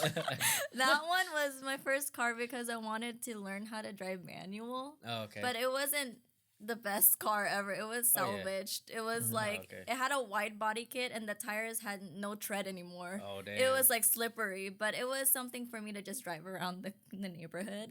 And drift. You can actually. Yeah, I felt. bet. I was like, oh my god. And the Miata, I like how the lights like fly. Go up. Yeah, that's the one I had. Yeah. Yeah. But that was my first car. I didn't have a nickname for that one. Okay. No, Miatas actually look good when they're like slammed. Oh yeah. You know, like, and you add hella They kind of remind me of a 240. Yeah. Yeah. Sort of a smaller one though, like a way smaller. For sure. But yeah, I mean they do look clean, like as long as they're fixed up correctly. Of course. Yeah. I mean, there's so many like Trashy ones, I've seen so many Ricer Miatas and stuff like that. But Especially here. especially here. Like I seen them all the time. But like if it's a clean setup, you know, like you drop it, camber it in, I think it looks pretty clean. Nice. For a lot of people who don't know, you know, Corey used to shoot a lot of the Stance Wars. Oh yeah, Oh, yeah. I was also in the car community myself. I mean, you know that I had a 2010 Genesis Coupe. That shit was no. That was in his younger days. Yeah, that was when I was younger, guys. Hey, I still love the car community though. So shut up. Hell no. Hell no. No, that is true. Like I was in the car community, had the 2010 Genesis Coupe. And that shit was slammed. I mean, John knows this. We got stuck in my car a couple times. Tell him about the chase story. Okay, yeah. So I mean, I'll kind of go through that quick. So, it was me, Robin, and John. We were trying to go out of the bank. I think I told you this story. I think you have already. Yeah. But we're going out the bank, and you know, it has like a slight dip in there. And like I told you, my car was slammed. Like this thing was probably like 2 inches from the ground. Yeah. So it's like I barely had clearance, you know. Yeah. So it's like I was trying to get out. Even when I went in sideways trying to go, I still got stuck. I was like, oh fuck, like what are we gonna do? And then I was like, guys, get out of the car now because you know they're adding extra weight. And got out, and then I mean, we lifted up. Yeah, I mean, hey, the weight does help. You know, it's crazy. It does. Even just an inch. Yeah, just an inch. But yeah, I mean, you know, it was still scraping a little bit as going out. But I honestly miss being like that low. Because the look is just so clean. It is nice. Yeah, it looks clean, and you know, when you have good wheels that you know are wider out, and you camber it in, it just looks so nice. And does. I've even told Rachelle, you know, I've told you this. I miss my Genesis, and I do want to possibly get back into another Genesis eventually. Yeah. But I mean, there's so much cars coming out now with new technology. It's like I'd rather get one of those, of course, and like fix those up. But it's like I still go back to the style of the Genesis because the Genesis looks so sporty during that time, and I still think it looks sporty right now. Yeah. You know, so it's like that's why I'm still going back to the Genesis and. Like even the 2013s, I've looked at them like that's when they cut it off, but they're still expensive. Yeah, they're. I feel like you cherish the car more when you have it. Yeah, too. Yeah. It's a different eye. Yeah, Yeah. Yeah, and I I've never been a fan of like, you know, the 2013s and, you know, up and stuff. It's the 2010s, the body style from there. Right. That's You what just got love me. that one. I just yeah. I love the front and then adding a lip to it. Like that's what I did. You know, I fixed that shit up. And Yeah. And now he's retired and drives a 4-door Elantra. yes, I do, guys. I'm still a Hyundai fanboy, and I actually converted Rachel. Oh, I know. She can get into it because since we're talking about the cars, you cars, own now. yeah. So Yeah, yeah. what cars do you have? Okay, what car do you so- have now? Yeah. Okay. Or the Oh, no, after other cars. Miata. Yeah, after okay. Miata. After Miata, I got my dream car, close to my dream car. It was the Toyota 86. I wanted a BRZ. That was before. I named her Audrey because of Audrey Hepburn. Shout outs Audrey. Rest in peace. Rest in Audrey. peace, Audrey. The small white one. I know. Small white She was one. my angel. So yeah, it was a 2017. That was the first Toyota 86 that came out. Because it used to be the Scion FRS. So when okay. they took out the Scion, it became Toyota 86. Yeah, right. Yeah, and then so I mean, I got into a car accident, Yeah. and then I had to get rid of that car. And then after that car, I missed that car so much that I was like, you know what, I'm gonna try to get a BRZ this time. And then so I got a 2018 Subaru BRZ. I got the TS model for that one, and her All kitted. yeah, I love it. I Yeah. love the wig. It was nice. I love it. Oh yeah. You'll see some pictures on our Instagram. Oh. I mean, even John has drove it I was too. gonna say that John has driven my car too. Yeah. Yeah. And Corey did too. I did. We made a YouTube video. Hey, there's a YouTube video of me drive. She's teaching me how to drive stick. So if you guys want to watch it, it's on her YouTube channel. Yes, you guys need to watch it. It's cringe. Hey, But when I was driving, I was like, oh, let's go faster. Like, whoa, I never felt this before. Funny. Yeah, John like burned my tire too. Yes, he I was like, did. oh my god. that's I going know up. we're here for a short time, not a long time. You No, know? because we're also going up a hill. I was gonna say that. The And one all in we- La Brea. Yeah, on La Brea, and all we smelled was rubber burning. Yeah, I'm like, oh, bro, man. oh my god. Yeah. No, I mean, it's at been a least he while. went. It's been a He while. didn't stall. Hey, I mean, did. you know, I needed, you know, when she taught me how to drive stick, I also needed that refresher because it's been a minute since I drove stick. I think the last time I drove stick was like, 2008, Oh my gosh. 2009. love. Back in my time. Yeah. So that is like almost 12, 13 years ago or something like that. But Yeah, it's been a while. yeah. But yeah, her name was Audrey 2.0 because I didn't want to get rid of the Audrey name. Yeah. Okay. Yeah. And then after? Now I have the Elantra. Let's Same go, retired. You Hyundai. retired. I retired. Hyundai. I'm a retired grandma. Yeah. Rachelle Saldana. In the making. Conversion Yes. is almost complete. Oh, no. Oh, shit. It's all like loading. Yes. Oh, it is God, almost it's done the loading, fucking guys. Matrix. Resurrection. Resurrection. It's Yeah. almost done. Oh my god. It's almost- Yes. I got a what was the year 2022. No, it's not 2020. Yes, Was it is. Or I thought it's 2021. No, it's a 2022. No, 2021. No, it's 2021. I mean, he has Alzheimer's, so I 2021. believe Rachel. Yeah, 2021 love. not. Fuck you. I mean, she did get it early, like way before 2021 Yeah, even came it out. didn't- No, you got it last year. Yeah, but Yeah. 2022 hasn't. Yeah, they haven't They launched haven't it. launched Yeah, it it would be yet. 2021. Yeah, because Yeah. that was in April. Okay, maybe. Yeah, yeah. That's for the Yeah. next year. Yeah. Yeah. So that's my current car now. But It's it is new the N-line Elantra. version, guys. Yeah. So it's the more sportier version of the Elantra. Yeah. So I still faster. love it. Yeah. Yeah. I mean, this is my first automatic car too, so it's been more laid back for me. Just because, like, when I was driving stick, my back would always hurt. My Yeah. my lower back. I think it's from my accident. Oh, okay. But yeah, so it's been more relaxing. Yeah. I'm More retired. Yeah. Yeah. My Yes, retirement. your retirement. But do you miss driving manual? Oh yes, I Yeah. do. That's how I feel all the I time. always tell Corey, I was like, "Damn, I miss my BRZ." I was like, Yeah. "I wish I can Yeah. like cruise down at nighttime." That was always my me time. Yeah, You know? Yeah. Have you named your Elantra yet? Yeah, a Gidget. Gidget? Yeah, Okay, okay. it's from the Secret Life of Pets. Okay, yeah. You it's got a from- little Gidget yeah, as a front end dashboard. sensor. Yeah. Yeah. And it I makes know. sense. I think we came up with the name together.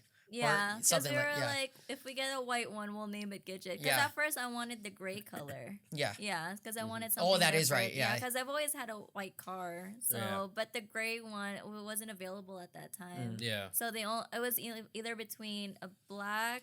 Well, that's a different dealership. But the one we went to was between a white or was it orange? But it looked red. Yeah, it looked Yeah. like there's solar red almost. Yeah, something like orangey. that. Yeah. So I was like, I don't know if I want to pop up colors. So I just Yeah. stuck to white just because it's easy for me to match with other things. I love white. Yeah. Yeah, I got a white car too. Yes, Yeah. it's clean. And yeah. I've always wanted to try to convert into white because all my cars have been black. That's true. And the issue with black cars is, it gets dirty. The only car I haven't had was the Genesis. Genesis, It was red. It was red. And Yeah. I actually miss that color on the Genesis. Well, And it that's looked nice on a sports car like that. it does. though. Yeah. Yeah. So that's why, like, honestly, if I was to get back into a Genesis again, I would get another red. Get a red Yeah, one, I love yeah. that color on that Genesis. Yeah, when you had your like 86 or your BRZ, did you ever think about taking it to a car show because you were heavy like I into the wanted community? to, yeah, but it's expensive. Oh, yeah? to fix up a car. Oh, I mean, yeah. I mean, yeah. I for mean, for your BRZ, yeah. you did like invest some money into fixing some parts on it, but I did, but I never got to do it. oh, okay. Yeah, because I bought. I had a story with it. But yeah, somebody bumped into my fender. Oh, okay. Not somebody, someone did it. But Oh, I'm not okay. gonna point it out. Hey. I'm sorry, dude. Okay, I'm not gonna say your name. Okay, it's No long, names. long. That's in the past. Yeah. But yeah, so I decided to just like get different fenders. So I ordered them, but then I got it, but I never installed it because Okay. I had another friend who just pretty much was so nice to just fix it for me. Oh, okay. So I was like, okay, then I didn't really need to install it yet. So yeah. I ended up prolonging it because I lost the job that I was working at that Oh, time. okay. Yeah, so I got laid off from that Okay. time. But you So- thought about going to like a Yeah. car show, car meet and stuff like yeah, that. I was like thinking about like fixing her up, but then Uh-huh. yeah, I just didn't have the finance at that Oh, time okay. anymore. So throughout your Yeah. like car experience, have you ever like raced anybody? no. No. And nobody has tried to race you with your cars? Well, and I mean in the freeway, but or Okay. like at a stoplight, but I never just do it because I'm like it's fine. so I'm when not somebody really, else like- instigates it, you do it. No, I don't. No, yeah, no, I okay. just don't. Yeah, Yeah. I'm just like, no, it's okay. I'm not, I I'm not would. that fast. I know Corey Yeah, would. no, I would. Yeah, I'm just like, no, I'm not.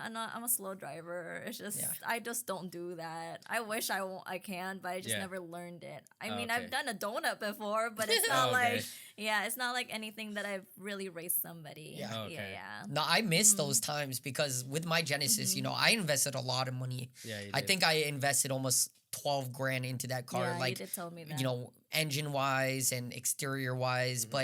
And I think I got it up, after tuning it and everything. I think I got it up to almost 300 horsepower. I mean, at least you tuned your car, so Yeah. that's more fun. Yeah. For me, I just had the basic Yeah, one. no, so it- it's like after the I tune, can enjoy it. Yeah. after the tune, it was fast. Like I loved the speed on the car, and I miss those times where it's like, you're at a stoplight and somebody's revving. Somebody's like, yeah, like you got this little Ricer Civic next to me, and then like, oh, okay, it's finally time.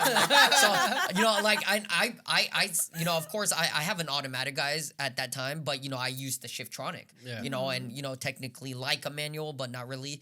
But that's all I used, and I would smoke these Civic, Yeah. Little Civic so Ricers. what would you say? How many races have you been in?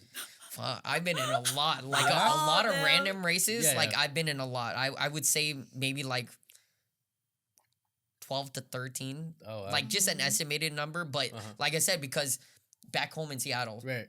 there's a lot of ricers there. Oh, yeah, and for you sure. know this. Yeah, for So sure. it's like like for some reason, it's like when they saw my car, they it's like it's already time to race me. Well, yeah, it's So- because if they see it's It's fixed up. It's like, yeah, car, yeah, yeah. It's like they assume already. It was like, oh, this guy's gonna Exactly, and race it's me never too. my intention to Yeah, want to race, same. but literally there's so many people back home that would rev their engine, and I know it's like, okay, it's go time, it's fucking go time, Fast and Furious, Damn, If Yeah. you were here living at Oh, that I time, know- oh yeah. my gosh, I know that it would have would been be a different story. yeah, that's a different Yeah. story, but no, I mean, yeah, like I said, like it would be so random because sometimes I'll either be at a stoplight and got these racers like revving, wanting to race.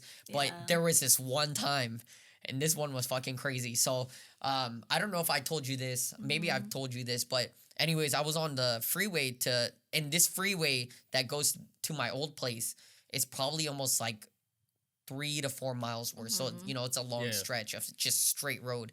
That's a lot of place. It's a place where a lot of people would race. Okay. But anyway, so, you know, I'm coming home from work. This is probably at like 11:30 at nighttime already, right? And I'm just cruising. And then I see this Nissan Sentra pulls up to me on that stretch of road, and it's like a 96 Sentra. I think you told me. You know, and I'm like, oh, this fucking guy is trying to race me. Oh, this shit is easy. You know, so I of course, like, you know, at that time, and it's go time because he's following me, right? And so, you know, I honked the horn 3 times. Yeah. Honk, honk, honk. Boom. I take off, and he's left in the dust. And then all of a sudden, passes me up. I'm like, sleeper. Yeah, he was a fucking sleeper. I was like, what you did the? not expect that. I did not expect that. I Yeah. was like, what the fuck? That is crazy. And then, so this is the funny thing is, I eventually see the car later on, the same exact one I had Okay. raced, right? Yeah. I forgot where I saw it. But anyways, it ended up being one of Raina's exes. Oh yeah, I think you did tell me the story. It ended up Yeah, being one of yeah. Raina's exes. And Yeah. after I saw him get into the car, I messaged him. I was like, bro, that was me you raced the other night. He was like, oh, what the hell? And we were talking. I was like, bro, what did you put in that fucking car? Yeah. And then he told me it was, what was it? I think it was like he twin turboed it, but it was like a 350Z or 370Z okay. engine. Yeah. And like literally, swap. yeah, full engine swap into a, you know, Nissan Sentra, Yeah. 96 Nissan Sentra. I was like, damn, bro, you got me. Like, I was like, that shit is fucking quick. For the viewers, Reina is his sister. Oh yeah, Oh, Raina, yeah. Raina's my sister. So for those that Hello, didn't know, Ate. for those that didn't Yeah. know, but yeah. Oh, Levy, you have something wrong her. Oh, is it It's probably the leaf, or is it They there? got a little hair sticking out. where? Oh, On my you- teeth? No, your lip. My lip? Your Yeah. lip. It's a little What black is that? thing. Yeah. Oh it's no, a it's little- probably just blood. Oh, okay. You're He's been now, sucking now too these much. Sorry. now these viewers are gonna want to know Oh, something. they're gonna be staring at what's that Yeah. little thing on Sorry Corey's guys, I got Just I like got your laptop, they're like, what's that sticker? I got some cracked lips here or something. So I'm sorry, I'm trying guys. to look Need some after karma. you. Oh wow, Yeah. thanks. I mean, I would appreciate it because you know how some people that you talk to, they see something on Yeah. you, they don't tell you. no, I mean Right. yeah, So of I'm course, like, because I they're wish too we- embarrassed. Yeah, like, I wish. I mean, people it's the tell same. me. Like me and you, like, oh love, you got like Yeah. you got a piece of pepper in your teeth, and I or was like you know, stuck right there. yeah, and something like that. And sometimes I'll be you like, would do it on purpose. no, You'd be, no, you did that. You're like, yeah, remember? I don't remember. I had something He has stuck. Alzheimer's. Yeah, You oh, don't God. remember. And I'll be like, tickle, tickle. I'll try to take off that pepper, like, dude, Oh, no. get it off. What is going on? I'm sure me and the Get outta viewers are here. like, what? What did we walk into? No, it's normal. Like I Love, said, Yeah, there's for something you in your guys. teeth. Tickle, tickle. let me get it for you. Speaking about things that are not normal, before we get deeper into this podcast, I think we should address the Chinchilla language. Oh my god. I'm surprised none of the Chinchilla language has even like came about as we were here because every my day God. we go through this like Chinchilla language like barrier. Yes. And hey, John is getting involved with it though. I you know, know. we're I mean, it's training rubbing him. off on me for It sure. is. For It sure. is. We're influencing But at Yes. first, I was like, "What are you guys saying? Jiggle Jaggins, Snippiest Thompson? Like, what is this language that you speak of?" Yeah, they have 2 chinchillas. What's your guys' chinchillas' names? Go ahead, love. Rocco and Gizmo. Rocco and Gizmo. Yes. Who's older and who's younger? Rocco's the older one. And he's then the fat one. Yeah, I know. Okay. He's the big one. Yes. And then Gizmo's the small one. Yes. I love Gizmo because he's like so social, Yeah. and like you know you could pet him, you Yeah, touch him. he's more open. Yeah. But Rocco, he's like he's picky. He's Yeah, he's bougie. yeah, he's Yeah. it kind of barks at you. Yeah. when I you know. touch him. Yeah. He He's doesn't let you touch him. Yeah, he's bougie. Yeah. Like, I mean, if you guys have never seen chinchillas, I mean, they are definitely one of the cutest pets you can actually own and the easiest pets you can own. Yeah. Like, No joke. Like, look him up on Google, and you guys will see exactly.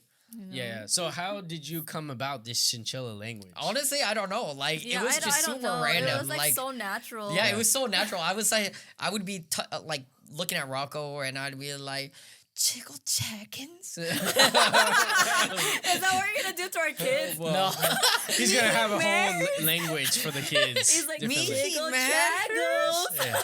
No, it's just so weird because, like I said, I mean, it was natural. I mean, I feel like it's like one of those things where it's like you see a baby and you're like, oh, you want to play with Yeah, like their baby cheeks. talk. I know. Yeah, you like get, baby like, talk. talks. Yeah, so it's like, I don't know. It was just super random as well. And it's like when I look at our chinchillas, they're also like babies and they look so cute. You know, it was like maybe it was my way of like talking to them in a cute like way. And so then I end up doing it to you. Yeah. So I want you to name like the chinchilla like words and what they mean. So we have a chinchilla dictionary. A definition. Of like, what guys, goes into this. honestly, I have no idea like what each one means. It's like it's literally just these come out of my mind and my mouth. So it's like Chickle Chaggins, Mihi Mahers, Snivvia's thought. Like honestly, guys, these are some weird ass words I came up with on the spot, but it was never meant to be. Like I feel like if we didn't have Rocco and Gizmo, it would not be a thing. That's true. Yeah, so it's like honestly, because then why would you say those? that's why. Yeah, it's like I'm like, hey, Mihi Mahers. You think I would say that to you? Yeah. It's so weird because like I don't know what those words mean. I don't either. But when you hear it so often, you know when to say it. Like you wouldn't say Mihi Mahers the same time you would say Jiggle Jaggins. And I can't explain what it means, but you just know it's like the right time to say it. There's just no explanation for it, honestly. And there's no like dictionary. Like you can't You say just- what no Jiggle know Jaggins it. means. Yeah, there's You've just adapted to the language. Yeah. Yeah, and I feel did, like I this guess. could be something like where other chinchilla parents will adapt to it. Oh. Make a whole chinchilla dictionary language. Mihi Mahers. They're all looking through it. Snippius Thompson's. And honestly, guys, like in all fairness, like I said, like it just came naturally, and it's super weird, I will admit, but it is funny at the same time. Like it's funny. it's funny at the same time if you're around us, and like people, I'm other people have heard us say this weird stuff as well, but it, like I said, it was just super random and supernatural, and now it's just part of our daily life, which is really weird to say, but I still think it's funny. So Yeah. yeah. So I mean. Well, I mean, the viewers now know we have 2 chinchillas, but we've talked about getting more because you're like a chinchilla goddess. Oh no. Yes, you're a chinchilla goddess. But I mean, what would you say? How many more chinchillas do you think we are planning to get, or would you want to get? Because I know you did say one more, and you wanted it to be a purple one. Yes. An ube one. An ube one. Yes. We're gonna name it Taro. Taro. Totoro. That's a good name. Yes. Yeah. Totaro. Taro is a good name. Taro Yeah, is a good name. Taro. Yeah, I mean, for those that don't know, there are like different breeds of like chinchillas, and they're breeded like different colors. And there is a purple chinchilla that we actually found out in like Riverside. Riverside. They're breeding him, and it is a cool color. And But it's very light though. It's not It like is. a deep violet purple. Yeah. It's like gray, but a hint of purple. Yeah. That's just you what could it definitely is. tell though, like if you shine a light on Yeah, it, if you'd you be like, put "Is that a Rocco purple?" side by side with it, Yeah. then you can tell the difference. Yeah. I think the only hard part would be like, seeing if they could interact with each other. Because, we thought Gizmo and Rocco were going to like be together That's in one what cage. I thought. But now they yeah. have to be separate because they don't get along. I know, that's the only thing. I feel like Gizmo would be more open. Now Yeah, we for sure. understand his personality, but Rocco, I think he just grew up just liking being by his own. Yeah. Yeah, because even last night, remember when they were trying to communicate, Rocco wanted to attack up there. Oh, Yeah, he knows where the marble is. He's trying to like move it so he can get to Gizmo. Yeah, he's a big fat chinchilla, like no joke. And it got to the point where it was like, I think it was like 1:00 in the morning, and I left a ring there. It's like what is it? What kind of ring are those? I forgot what they're called. It's the one where like your You know, like a keychain- key ring. Okay. A key, yeah. so the a key. keychain, like Yeah, you twist it. Yeah, in Oh, the okay. keychain yeah, one. yeah. Yeah, so I left one on there because we had The ladder. a ladder going up there, Okay. and Rocco would not stop playing with that shit last night. Yeah, we're And just it wa- like, we need to take it out. Yeah, I was like, I Yeah. gotta take this shit out because he just kept going. So it's like ding ding ding ding ding ding. I'm like, God damn, I can't sleep. Like, so it got to the point we just gotta wake up, take that shit out, and Yeah. put him back in there, and we were finally able to go to sleep. Yeah. Oh my okay. god. Oh my god. That chinchilla boy. though can get annoying sometimes. Like no joke. I bet.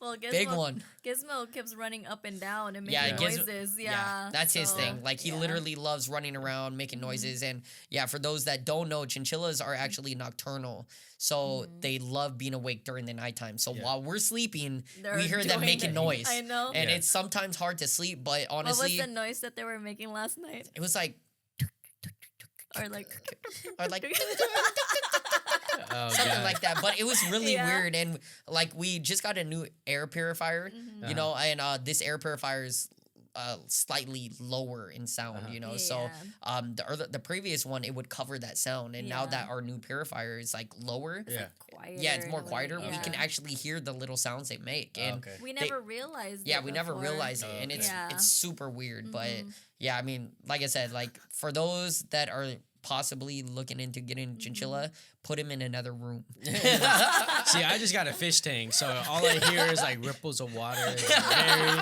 elegant, calming, modern. I'm good. I got the Bath and Body Works annual sale candles.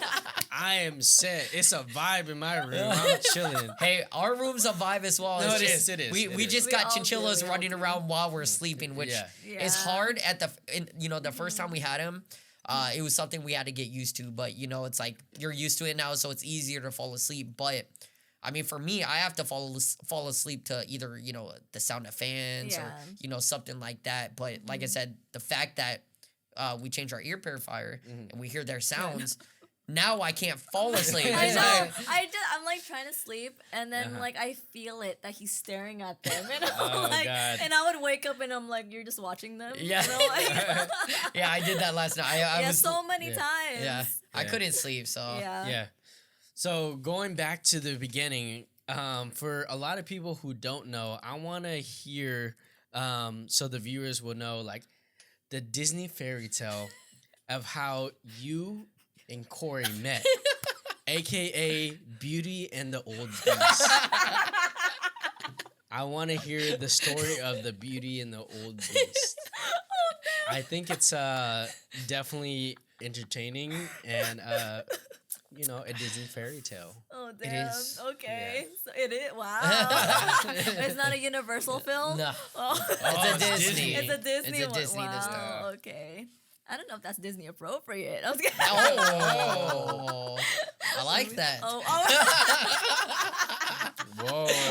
Whoa. That's Universal, Jurassic Park, T-Rex.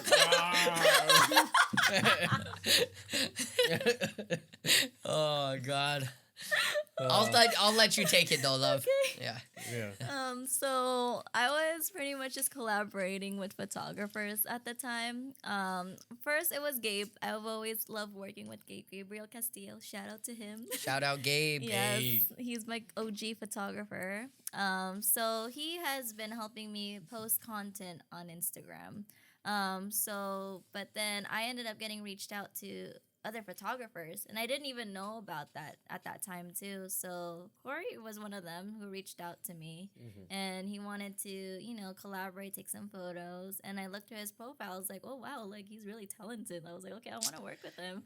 I was like, oh wow, another clapping. Hey, I gotta take the advantage. Special. Oh, and just so people know, this is literally right when me and John moved to LA. Like right when we moved to LA, I started reaching out to people, and Yeah. she was like one of the first people I reached out with too. So And I kept asking, like, do you remember how you found me? I Was don't. it through hashtags? Or? No, it must have been like just kind of following random. It must LA. have been when your Alzheimer's first started. It most likely was. Like before you were diagnosed. Yes. I think that's when it was starting. It probably was. Like the whole move to LA is because you used to have good memory when we were back in No, Seattle. that is true. We used to not write anything down on the calendar. Yes. You would remember. You No, would that is remind true. me. Yes. But then now we have to write everything down. And you're like, Exactly. oh. We have that calendar No. in the bedroom Yes. that you don't even use anymore. Because I use my phone. Wow. Like Yeah. no, but that is true. I won't knock you on that because I don't know. Maybe it is the fact that I am getting older. I tend to lose track of some things. I still think It's I have. honestly true though, Yeah. because I even feel it now too. Yeah. Yeah. I mean, granted, too, we have a lot of more things on our plate. That's the thing. yeah. you know, that yeah. too. rather than being at home. Yeah. So there's a Yeah. lot of more things to remember. Yeah. Yeah. And I You think, like the mixture of everything that we're literally doing, it's like my mind might get confused and like in where, like, that's probably why I forget certain things is because my mind. Yeah. It's okay. Fuck you. I accept it. Yes, I know you do. No, but he is right. I had really good memory, but guys, I am 34, turning 35 this year. That progression, Yeah. that progression, of my, Rich is gonna have to start wiping his ass pretty soon. that is true. Titi Bird, this is your job. Oh, God. I love you. Titi. Okay, tie him back to how you guys first met. Yes. Okay. Okay, photo shoot. So we don't talk Okay. about wiping asses anymore. Yes. We're not there yet. Yes. 5 more years. Hell no. So anyways, so we collaborated on a shoot. I remember I was maybe just 5 minutes late just because they closed off that road, but I had to go around. It was Okay. the LA River. Yeah, the LA River. Yeah, that was our first time Okay. Meeting. Yeah. Yeah, so we did our thing. We did photo shoots, and then after that, it was not like anything moved into like what do Yeah. you call it? Oh, but also when I saw her in her car first, I was like, oh damn, that shit is fire. Because I don't really remember. Well, I did see your car, but I never really looked into it. Yeah. And then when I looked inside your car, I was like, oh shit, you drive stick? I was like, oh damn, Yeah. that's fire. Oh wow. If you drive stick, she knows how to drive stick. She be shifting the gears. You know what I'm saying? Facts. BRZ, no, DRC. DRC. Facts. Okay, go on. Okay, going back. There you Okay, so yeah, we had our photo shoot. I mean, after that, we kind of just stayed in touch, just like, cause Corey would reply to my stories. Yeah. So I was posting like. He's trying to get your attention. Oh, Oh damn! Yeah. shit. Oh shit! Oh, oh shit. Okay. What So- else? Oh. Yeah. So I was posting stories of like the neon lights I got from IKEA, and then Okay. Corey replied to it. It was like, "Oh, that's dope. I have neon vibes too." And then he takes a photo of his setup and all that. And then I was like, "Where'd you get that from?" And then He was I like, think- you should come over and see.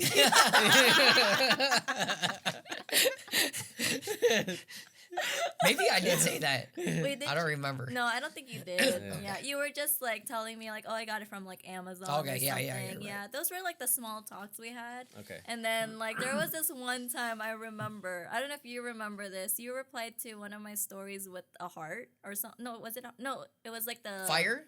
Maybe it was fire, Yeah. or was it the 2 heart eyes? Or no? It might was- have been. It was the Jasmine costume. Oh, that I no, had. that was a fire emoji. Okay, yeah. So you put the fire emoji, and then I liked Yeah, it. And yeah. then, yeah, it was just like Oh. little things like that. And then, how did we end up talking more though, like into depth? I don't know. We literally just started messaging each other more and, stuff like Yeah. that. And then it kind of just got to the point where I was like, oh, you want to go hang out and, stuff like Yeah. that. And What was it? Oh, I think it was the ring light. Oh, you're right. That's Yeah, what it was. So because you had an extra one that you weren't using. yeah, because I I had remember that story. yeah. Oh, you told Nipple? Yeah, You yeah. tell okay. me every day. No, so that is true. So I mean, I had an extra ring light, and I knew she was trying to create content and stuff like that. So I was like, if you need this ring light, I'll just give it to you. And then I was over here thinking like it's hella expensive. I'm almost like thanking you so much. Yeah, I know you were literally thanking me Yeah. so much. I was like, it's not even that expensive. It was, I don't know what, like $50-$60 ring light or something like But that. still, And I was like, I've been wanting one too, Yeah. and I know it was gonna help me with like the content I was doing Yeah. and stuff. So that's why. So I kept how did you thanking repay him? You put it in the ring light. oh damn! Oh shit! Oh shit! Oh shit! Oh shit! No, not there. Jokes There's, aside. yeah, there's not really. No. There wasn't any, honestly. There Yeah. wasn't any intimacy going on there Yeah. yet. Like It's just a friendship. Yeah, it was just a Yeah. friendship. Literally, he was helping me out. I accepted it, and yeah. Okay. But it wasn't until the moment where it was a time when he brought over the ring light to my place, and then I still remember because it was in my bedroom. He was teaching me how to set it up, Okay. and I was like, okay. And then he wanted to sit down, and I was like, you can sit on my bed. I don't really care. And you're like, nah, it's okay. I'll sit on the floor. And he was like touching my bed. He was like, your sheet smells good. I was like, I do remember. It's probably that. because he didn't want to fart on it. Because he farts so often, as you know. I know. Yes, guys. So he's like, I'd rather fart on the floor. Let me sit here. Oh god. I mean, I Yeah. would have if I farted on your sheets. It probably would have smelled bad too. Yeah. So. Oh damn! You But would've I felt was bad. not expecting that. No, too. but I do remember that. I was like, damn, Yeah. these sheets smell hella good. Oh, Yeah. you wash Yeah. it once a week. See, I told you. Oh, wow. see? Yeah. Oh, Yeah. And you get clean sheets like Oh, that. Okay. So that's how you guys met, and you just, gained a connection after, being friends for a while, doing shoots and stuff. Yeah, Yeah, that was pretty much was it. pretty much, because like I said, it was that moment where I felt something, but I was like, no, it's nothing. I Yeah. kind of brushed it off. Yeah. But it Yeah. wasn't the time when he asked me to hang out to go, what was it, roller skating? Yeah, yeah. Yeah, but then he was like, I'm having anxiety right now. Wow. Like, I drank too much caffeine. Let's Yeah. just do Yeah. something else. So I Yeah. was like, okay, that's fine. And Yeah. then we went to the baked dessert bar in Chino. Chino. Yeah, Chino Hills. It's like a little like plaza Oh, okay. over there. It's like a little shopping Yeah. area. Yeah. And then that's where we hung out. We ate at what was that one place? it was like it wasn't Boiling Crab. wasn't It was Boiling Crab. another one. Yeah, yeah. The other version.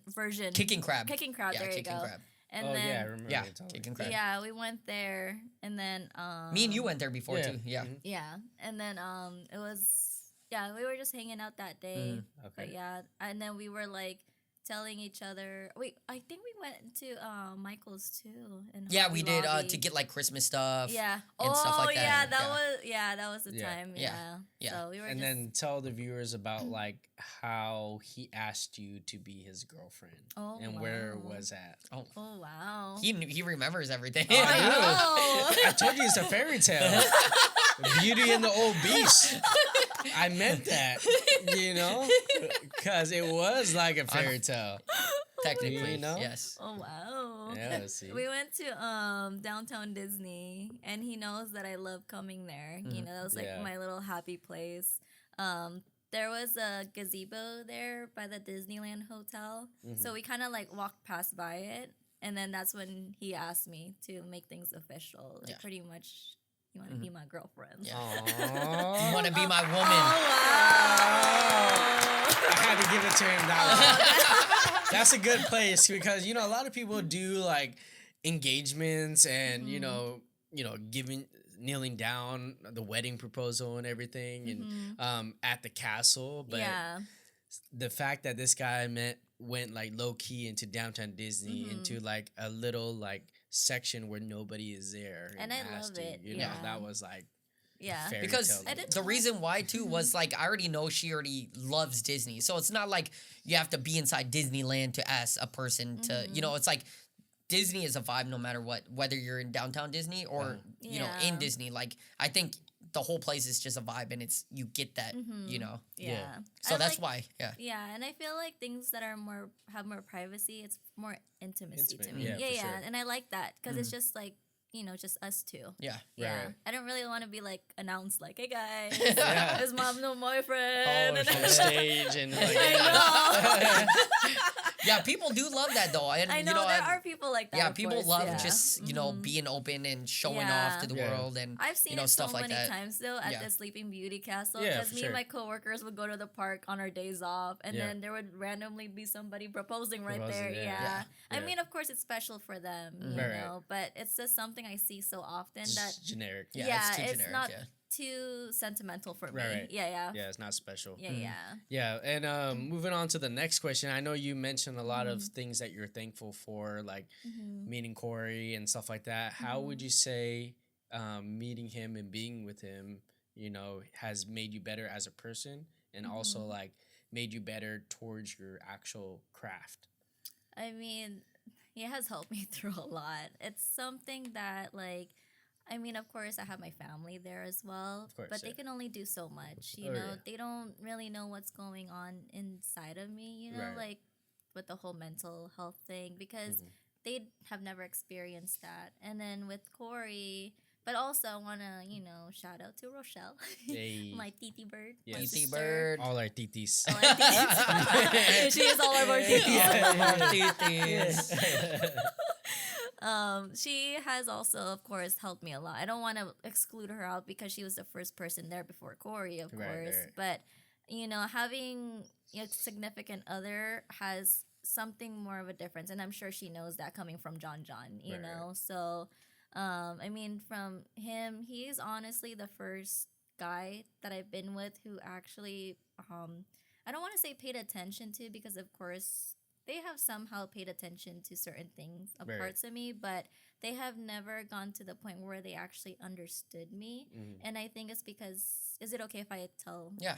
So it's like, since Corey has experienced anxiety before, he understands that part of me. Maybe not the depression part, but he somehow knows that mental issue Right, that I'm right. having. So just having someone like him be there while I was going through that, it helps me a lot. Just because it's like, I did feel like I was alone, but having him there felt like, you know, he's holding my hand. Right. And then, like, you know, he stuck with it. Right. A lot of, like, other people, or, well, the guys I with, they think I'm, like, too much, or, Yeah. you know, I'm like, It's all in your head. yeah, Yeah. it's like, I mean, I kind of went through that toxic relationship in the past, too. So it's like, it made me feel like I was crazy, and Yeah. I wasn't understood what was Right. going on. And I mean, I don't want to blame the other person for everything just Right. because I can't be selfish. They're going through something they're going through too. Right. And I didn't understand it because I was too busy with my emotions. Right. But yeah, so going back to Corey, it's like, it helped me not just become a better person, but also, like you said, through like my career. And Okay. having him, I'm honestly inspired by him Yeah. and from what he does, like with filming and stuff. That's Yeah. why like it opened my eyes more that I wanted costumes, because Right. I never have thought of that if I didn't meet somebody who was into film. Right. Yeah. I think one of the things, you know, as we're going through this pandemic and everything, he really like also like pushed you towards like focusing on more of your craft and getting a job that's related to your craft rather Yeah. than just like, you know, doing Postmates and, you know, having a normal job, you know. So I Yeah. think that definitely helped you as well, you Yeah. know, kind of step out of your box, out of your like comfort zone. Yeah, definitely. Especially like having somebody believe in me too. Right. And then it's not an easy path. Like No, I it's not, feel yeah. like a lot of people don't think that for creatives too, you know. It's Right. not like, well, we're blowing up social media, that's how easy it is. But no, it takes time. Right, right. And some people think that it's not gonna be a promising job. And I mean, I understand that. Just because it's a commitment you have to go through. Exactly. Yeah, so it's like that's one thing that other people have not like understood from my standing. Right. So it's like, since he's also pursuing the same kind of like path as I am, then it's like having somebody there with you, like it makes it so much better. Yeah. Yeah. And I also think like most couples, you know, they go through, you know, if let's say a couple that goes through like a normal 9 to 5, like let's say one person goes through a 9 to 5 Yeah. and the other person is working like freelance, you know, that freelance person, you know, which is what we kind of do as Yeah. well, like has to separate their craft from, you know, their relationship. You have to make time for both and kind of have to balance it out. But I feel like for you guys, that's not really the case because you guys understand, you know, that both of you guys are working on your craft and you guys are like supporting like each other together. Yeah. Like, would you agree? Yeah, I agree. Yeah, Yeah. it's because it's like, you know, with this podcast, he has to edit videos. I understand. I'm not going to be like, oh, you don't have time for me. Right, exactly. Because I barely even have time for myself. Like, but yeah, so it's like, you know, I don't have to explain myself. He doesn't have to explain himself. You know, I don't feel like neglected at all just because it's like we both need to put in time for that work, you know, and I understand the hustle that goes behind it. Right. Yeah, so it's like you just have to support each other to get to exactly. where you want to be. And yeah. I think that's why you guys are so successful. And, you know, I hope one day I'll have someone the same way. We're gonna have somebody, You will. your significant other, on the podcast. Oh as well. yes, we need They to clap better, for yes. that. Yes. I We mean, need to There you clap go. for that. the imaginary significant other. Hello. Yes. Guys, Hello. we gotta get John a girl like ASAP. Yes, like hit no my joke. DMs. I know. You Yes, know. hit the DMs. Please, you know. guys. I'm there. He's a really John- nice guy. Okay, thank you. I'm living with him. Come Yes. on. Yes. Yes. So, So- we all know how he is. Yep. And he's a good guy. Yo, I wouldn't set you guys up for anything. okay. Putting the relationship aside, like, you know, we recently all went to Seattle. You know, Yeah. how was like your first visit to Seattle compared to your most recent visit? I love it. Yeah. It was so fun just because I've never been in snow before and I've always wanted to. You're talking about your Yeah. first time. Yeah, my first time. Yeah, Yeah, which yeah. was last year. Well, last year. No, actually- 2020. Yeah, Yeah, End of 2020. 2020. Yeah, Yeah. yeah. So For Christmas. so Yeah, that's for 2 Christmas. years ago. Yeah. 2 years ago. Yeah, almost Yeah. 2 years ago. Yeah, Yeah. pretty much. Yeah, but yeah, I really loved it. It's so different compared to being here in LA. Yeah. Just Yeah. because it's like here, I mean, I'm sure you guys have your own perspective because you guys moved in here. But living in LA, it's like you've adapted living here, and things are normal.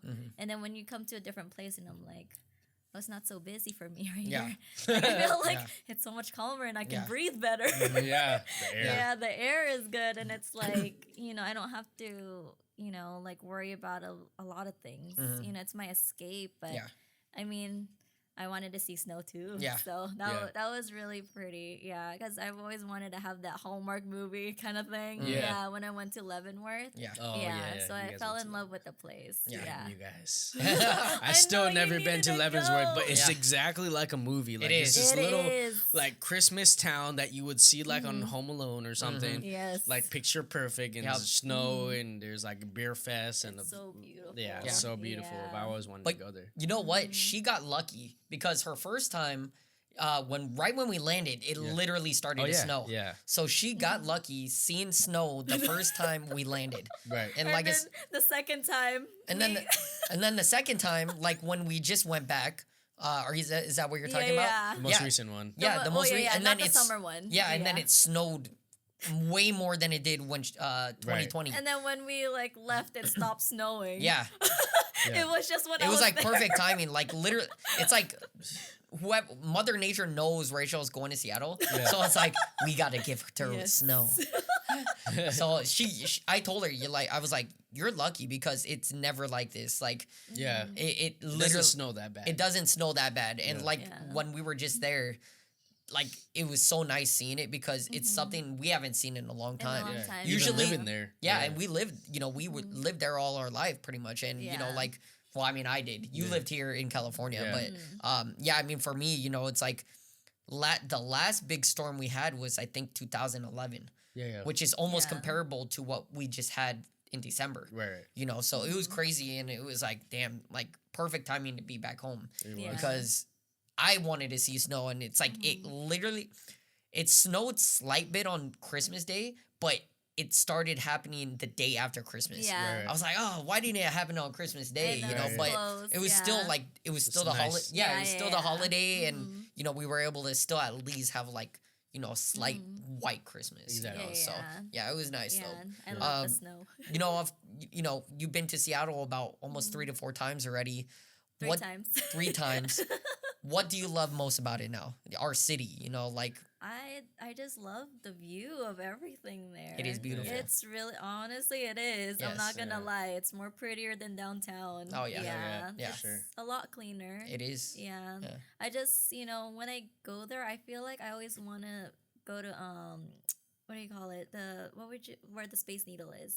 Seattle Center. Yeah, Seattle Yeah. Center. Yeah, I feel like that's always a go-to spot whenever we go there. Mhm. Yeah, it's Yeah. always decorated. Yeah. You know, Yeah. really Yeah. nice. Even downtown. Mhm. Yeah. Yeah, I mean they usually got that star on the Macy's Yeah. and Oh yeah, that too. yeah, and and that then- little place there with Yeah. the lighting and all yeah, that. they have Yeah. that's new though. They never used to have Okay. that before, so that's a little bit newer. But Yeah. yeah, I mean, you know, like for those that have never been to Seattle or you know that have been to Seattle, I'm Mm-hmm. sure you guys can agree. Like Seattle is like Yeah. one of the most beautiful cities. The only thing they're missing around like Christmas or New Year's is like a parade, like New York. Oh, Yeah, that that is would true. be That would be nice. like the cherry on top. Yeah. Yeah. That The would city be. is big enough for it. No, you know what? You I know? think they were doing because I remember they were doing a Thanksgiving parade in downtown before, but I don't think they do it anymore. Oh, okay. I forget what you remember Torchlight. Yeah. I think Torchlight was also they also sponsored like a Thanksgiving one. Oh, okay. But yeah, I Because think that was Torchlight is usually around like July. July. Yeah, like July. 4th of July. yeah, 4th of July Yeah. and Okay. yeah, Torchlight is something big we have in Seattle where it's like a big festival that lasts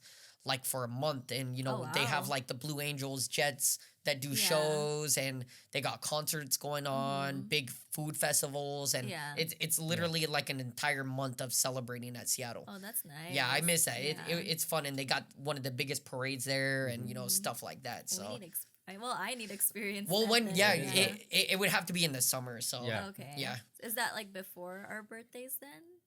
it's usually in the same time. In the So same it's like the time? beginning of July to Uh-huh. almost the end of July. Oh, I mean, Yeah. we might have missed it because of the pandemic. Yeah, that's true. probably. And I think Yeah. they cut off Oh, okay. some of the Yeah. stuff during the Maybe pandemic. this year. Yeah. Yeah, Maybe this yeah, year. maybe this I year. Hey. know. But then your parents are coming here. That's true. though. They might be coming to California this Yes. time. Oh, So they will. yeah, Okay. yeah. So we'll see. Excited to see them. Oh yes. I know. Okay, that'd I be so want to fun. move on to the next question, and Okay. it's about Bigfoot Java. Oh my god. So, Bigfoot Java Sponsor me. is a coffee company that we all know and love. That's only available in Washington. It's a Yes. small like kiosk drive-in.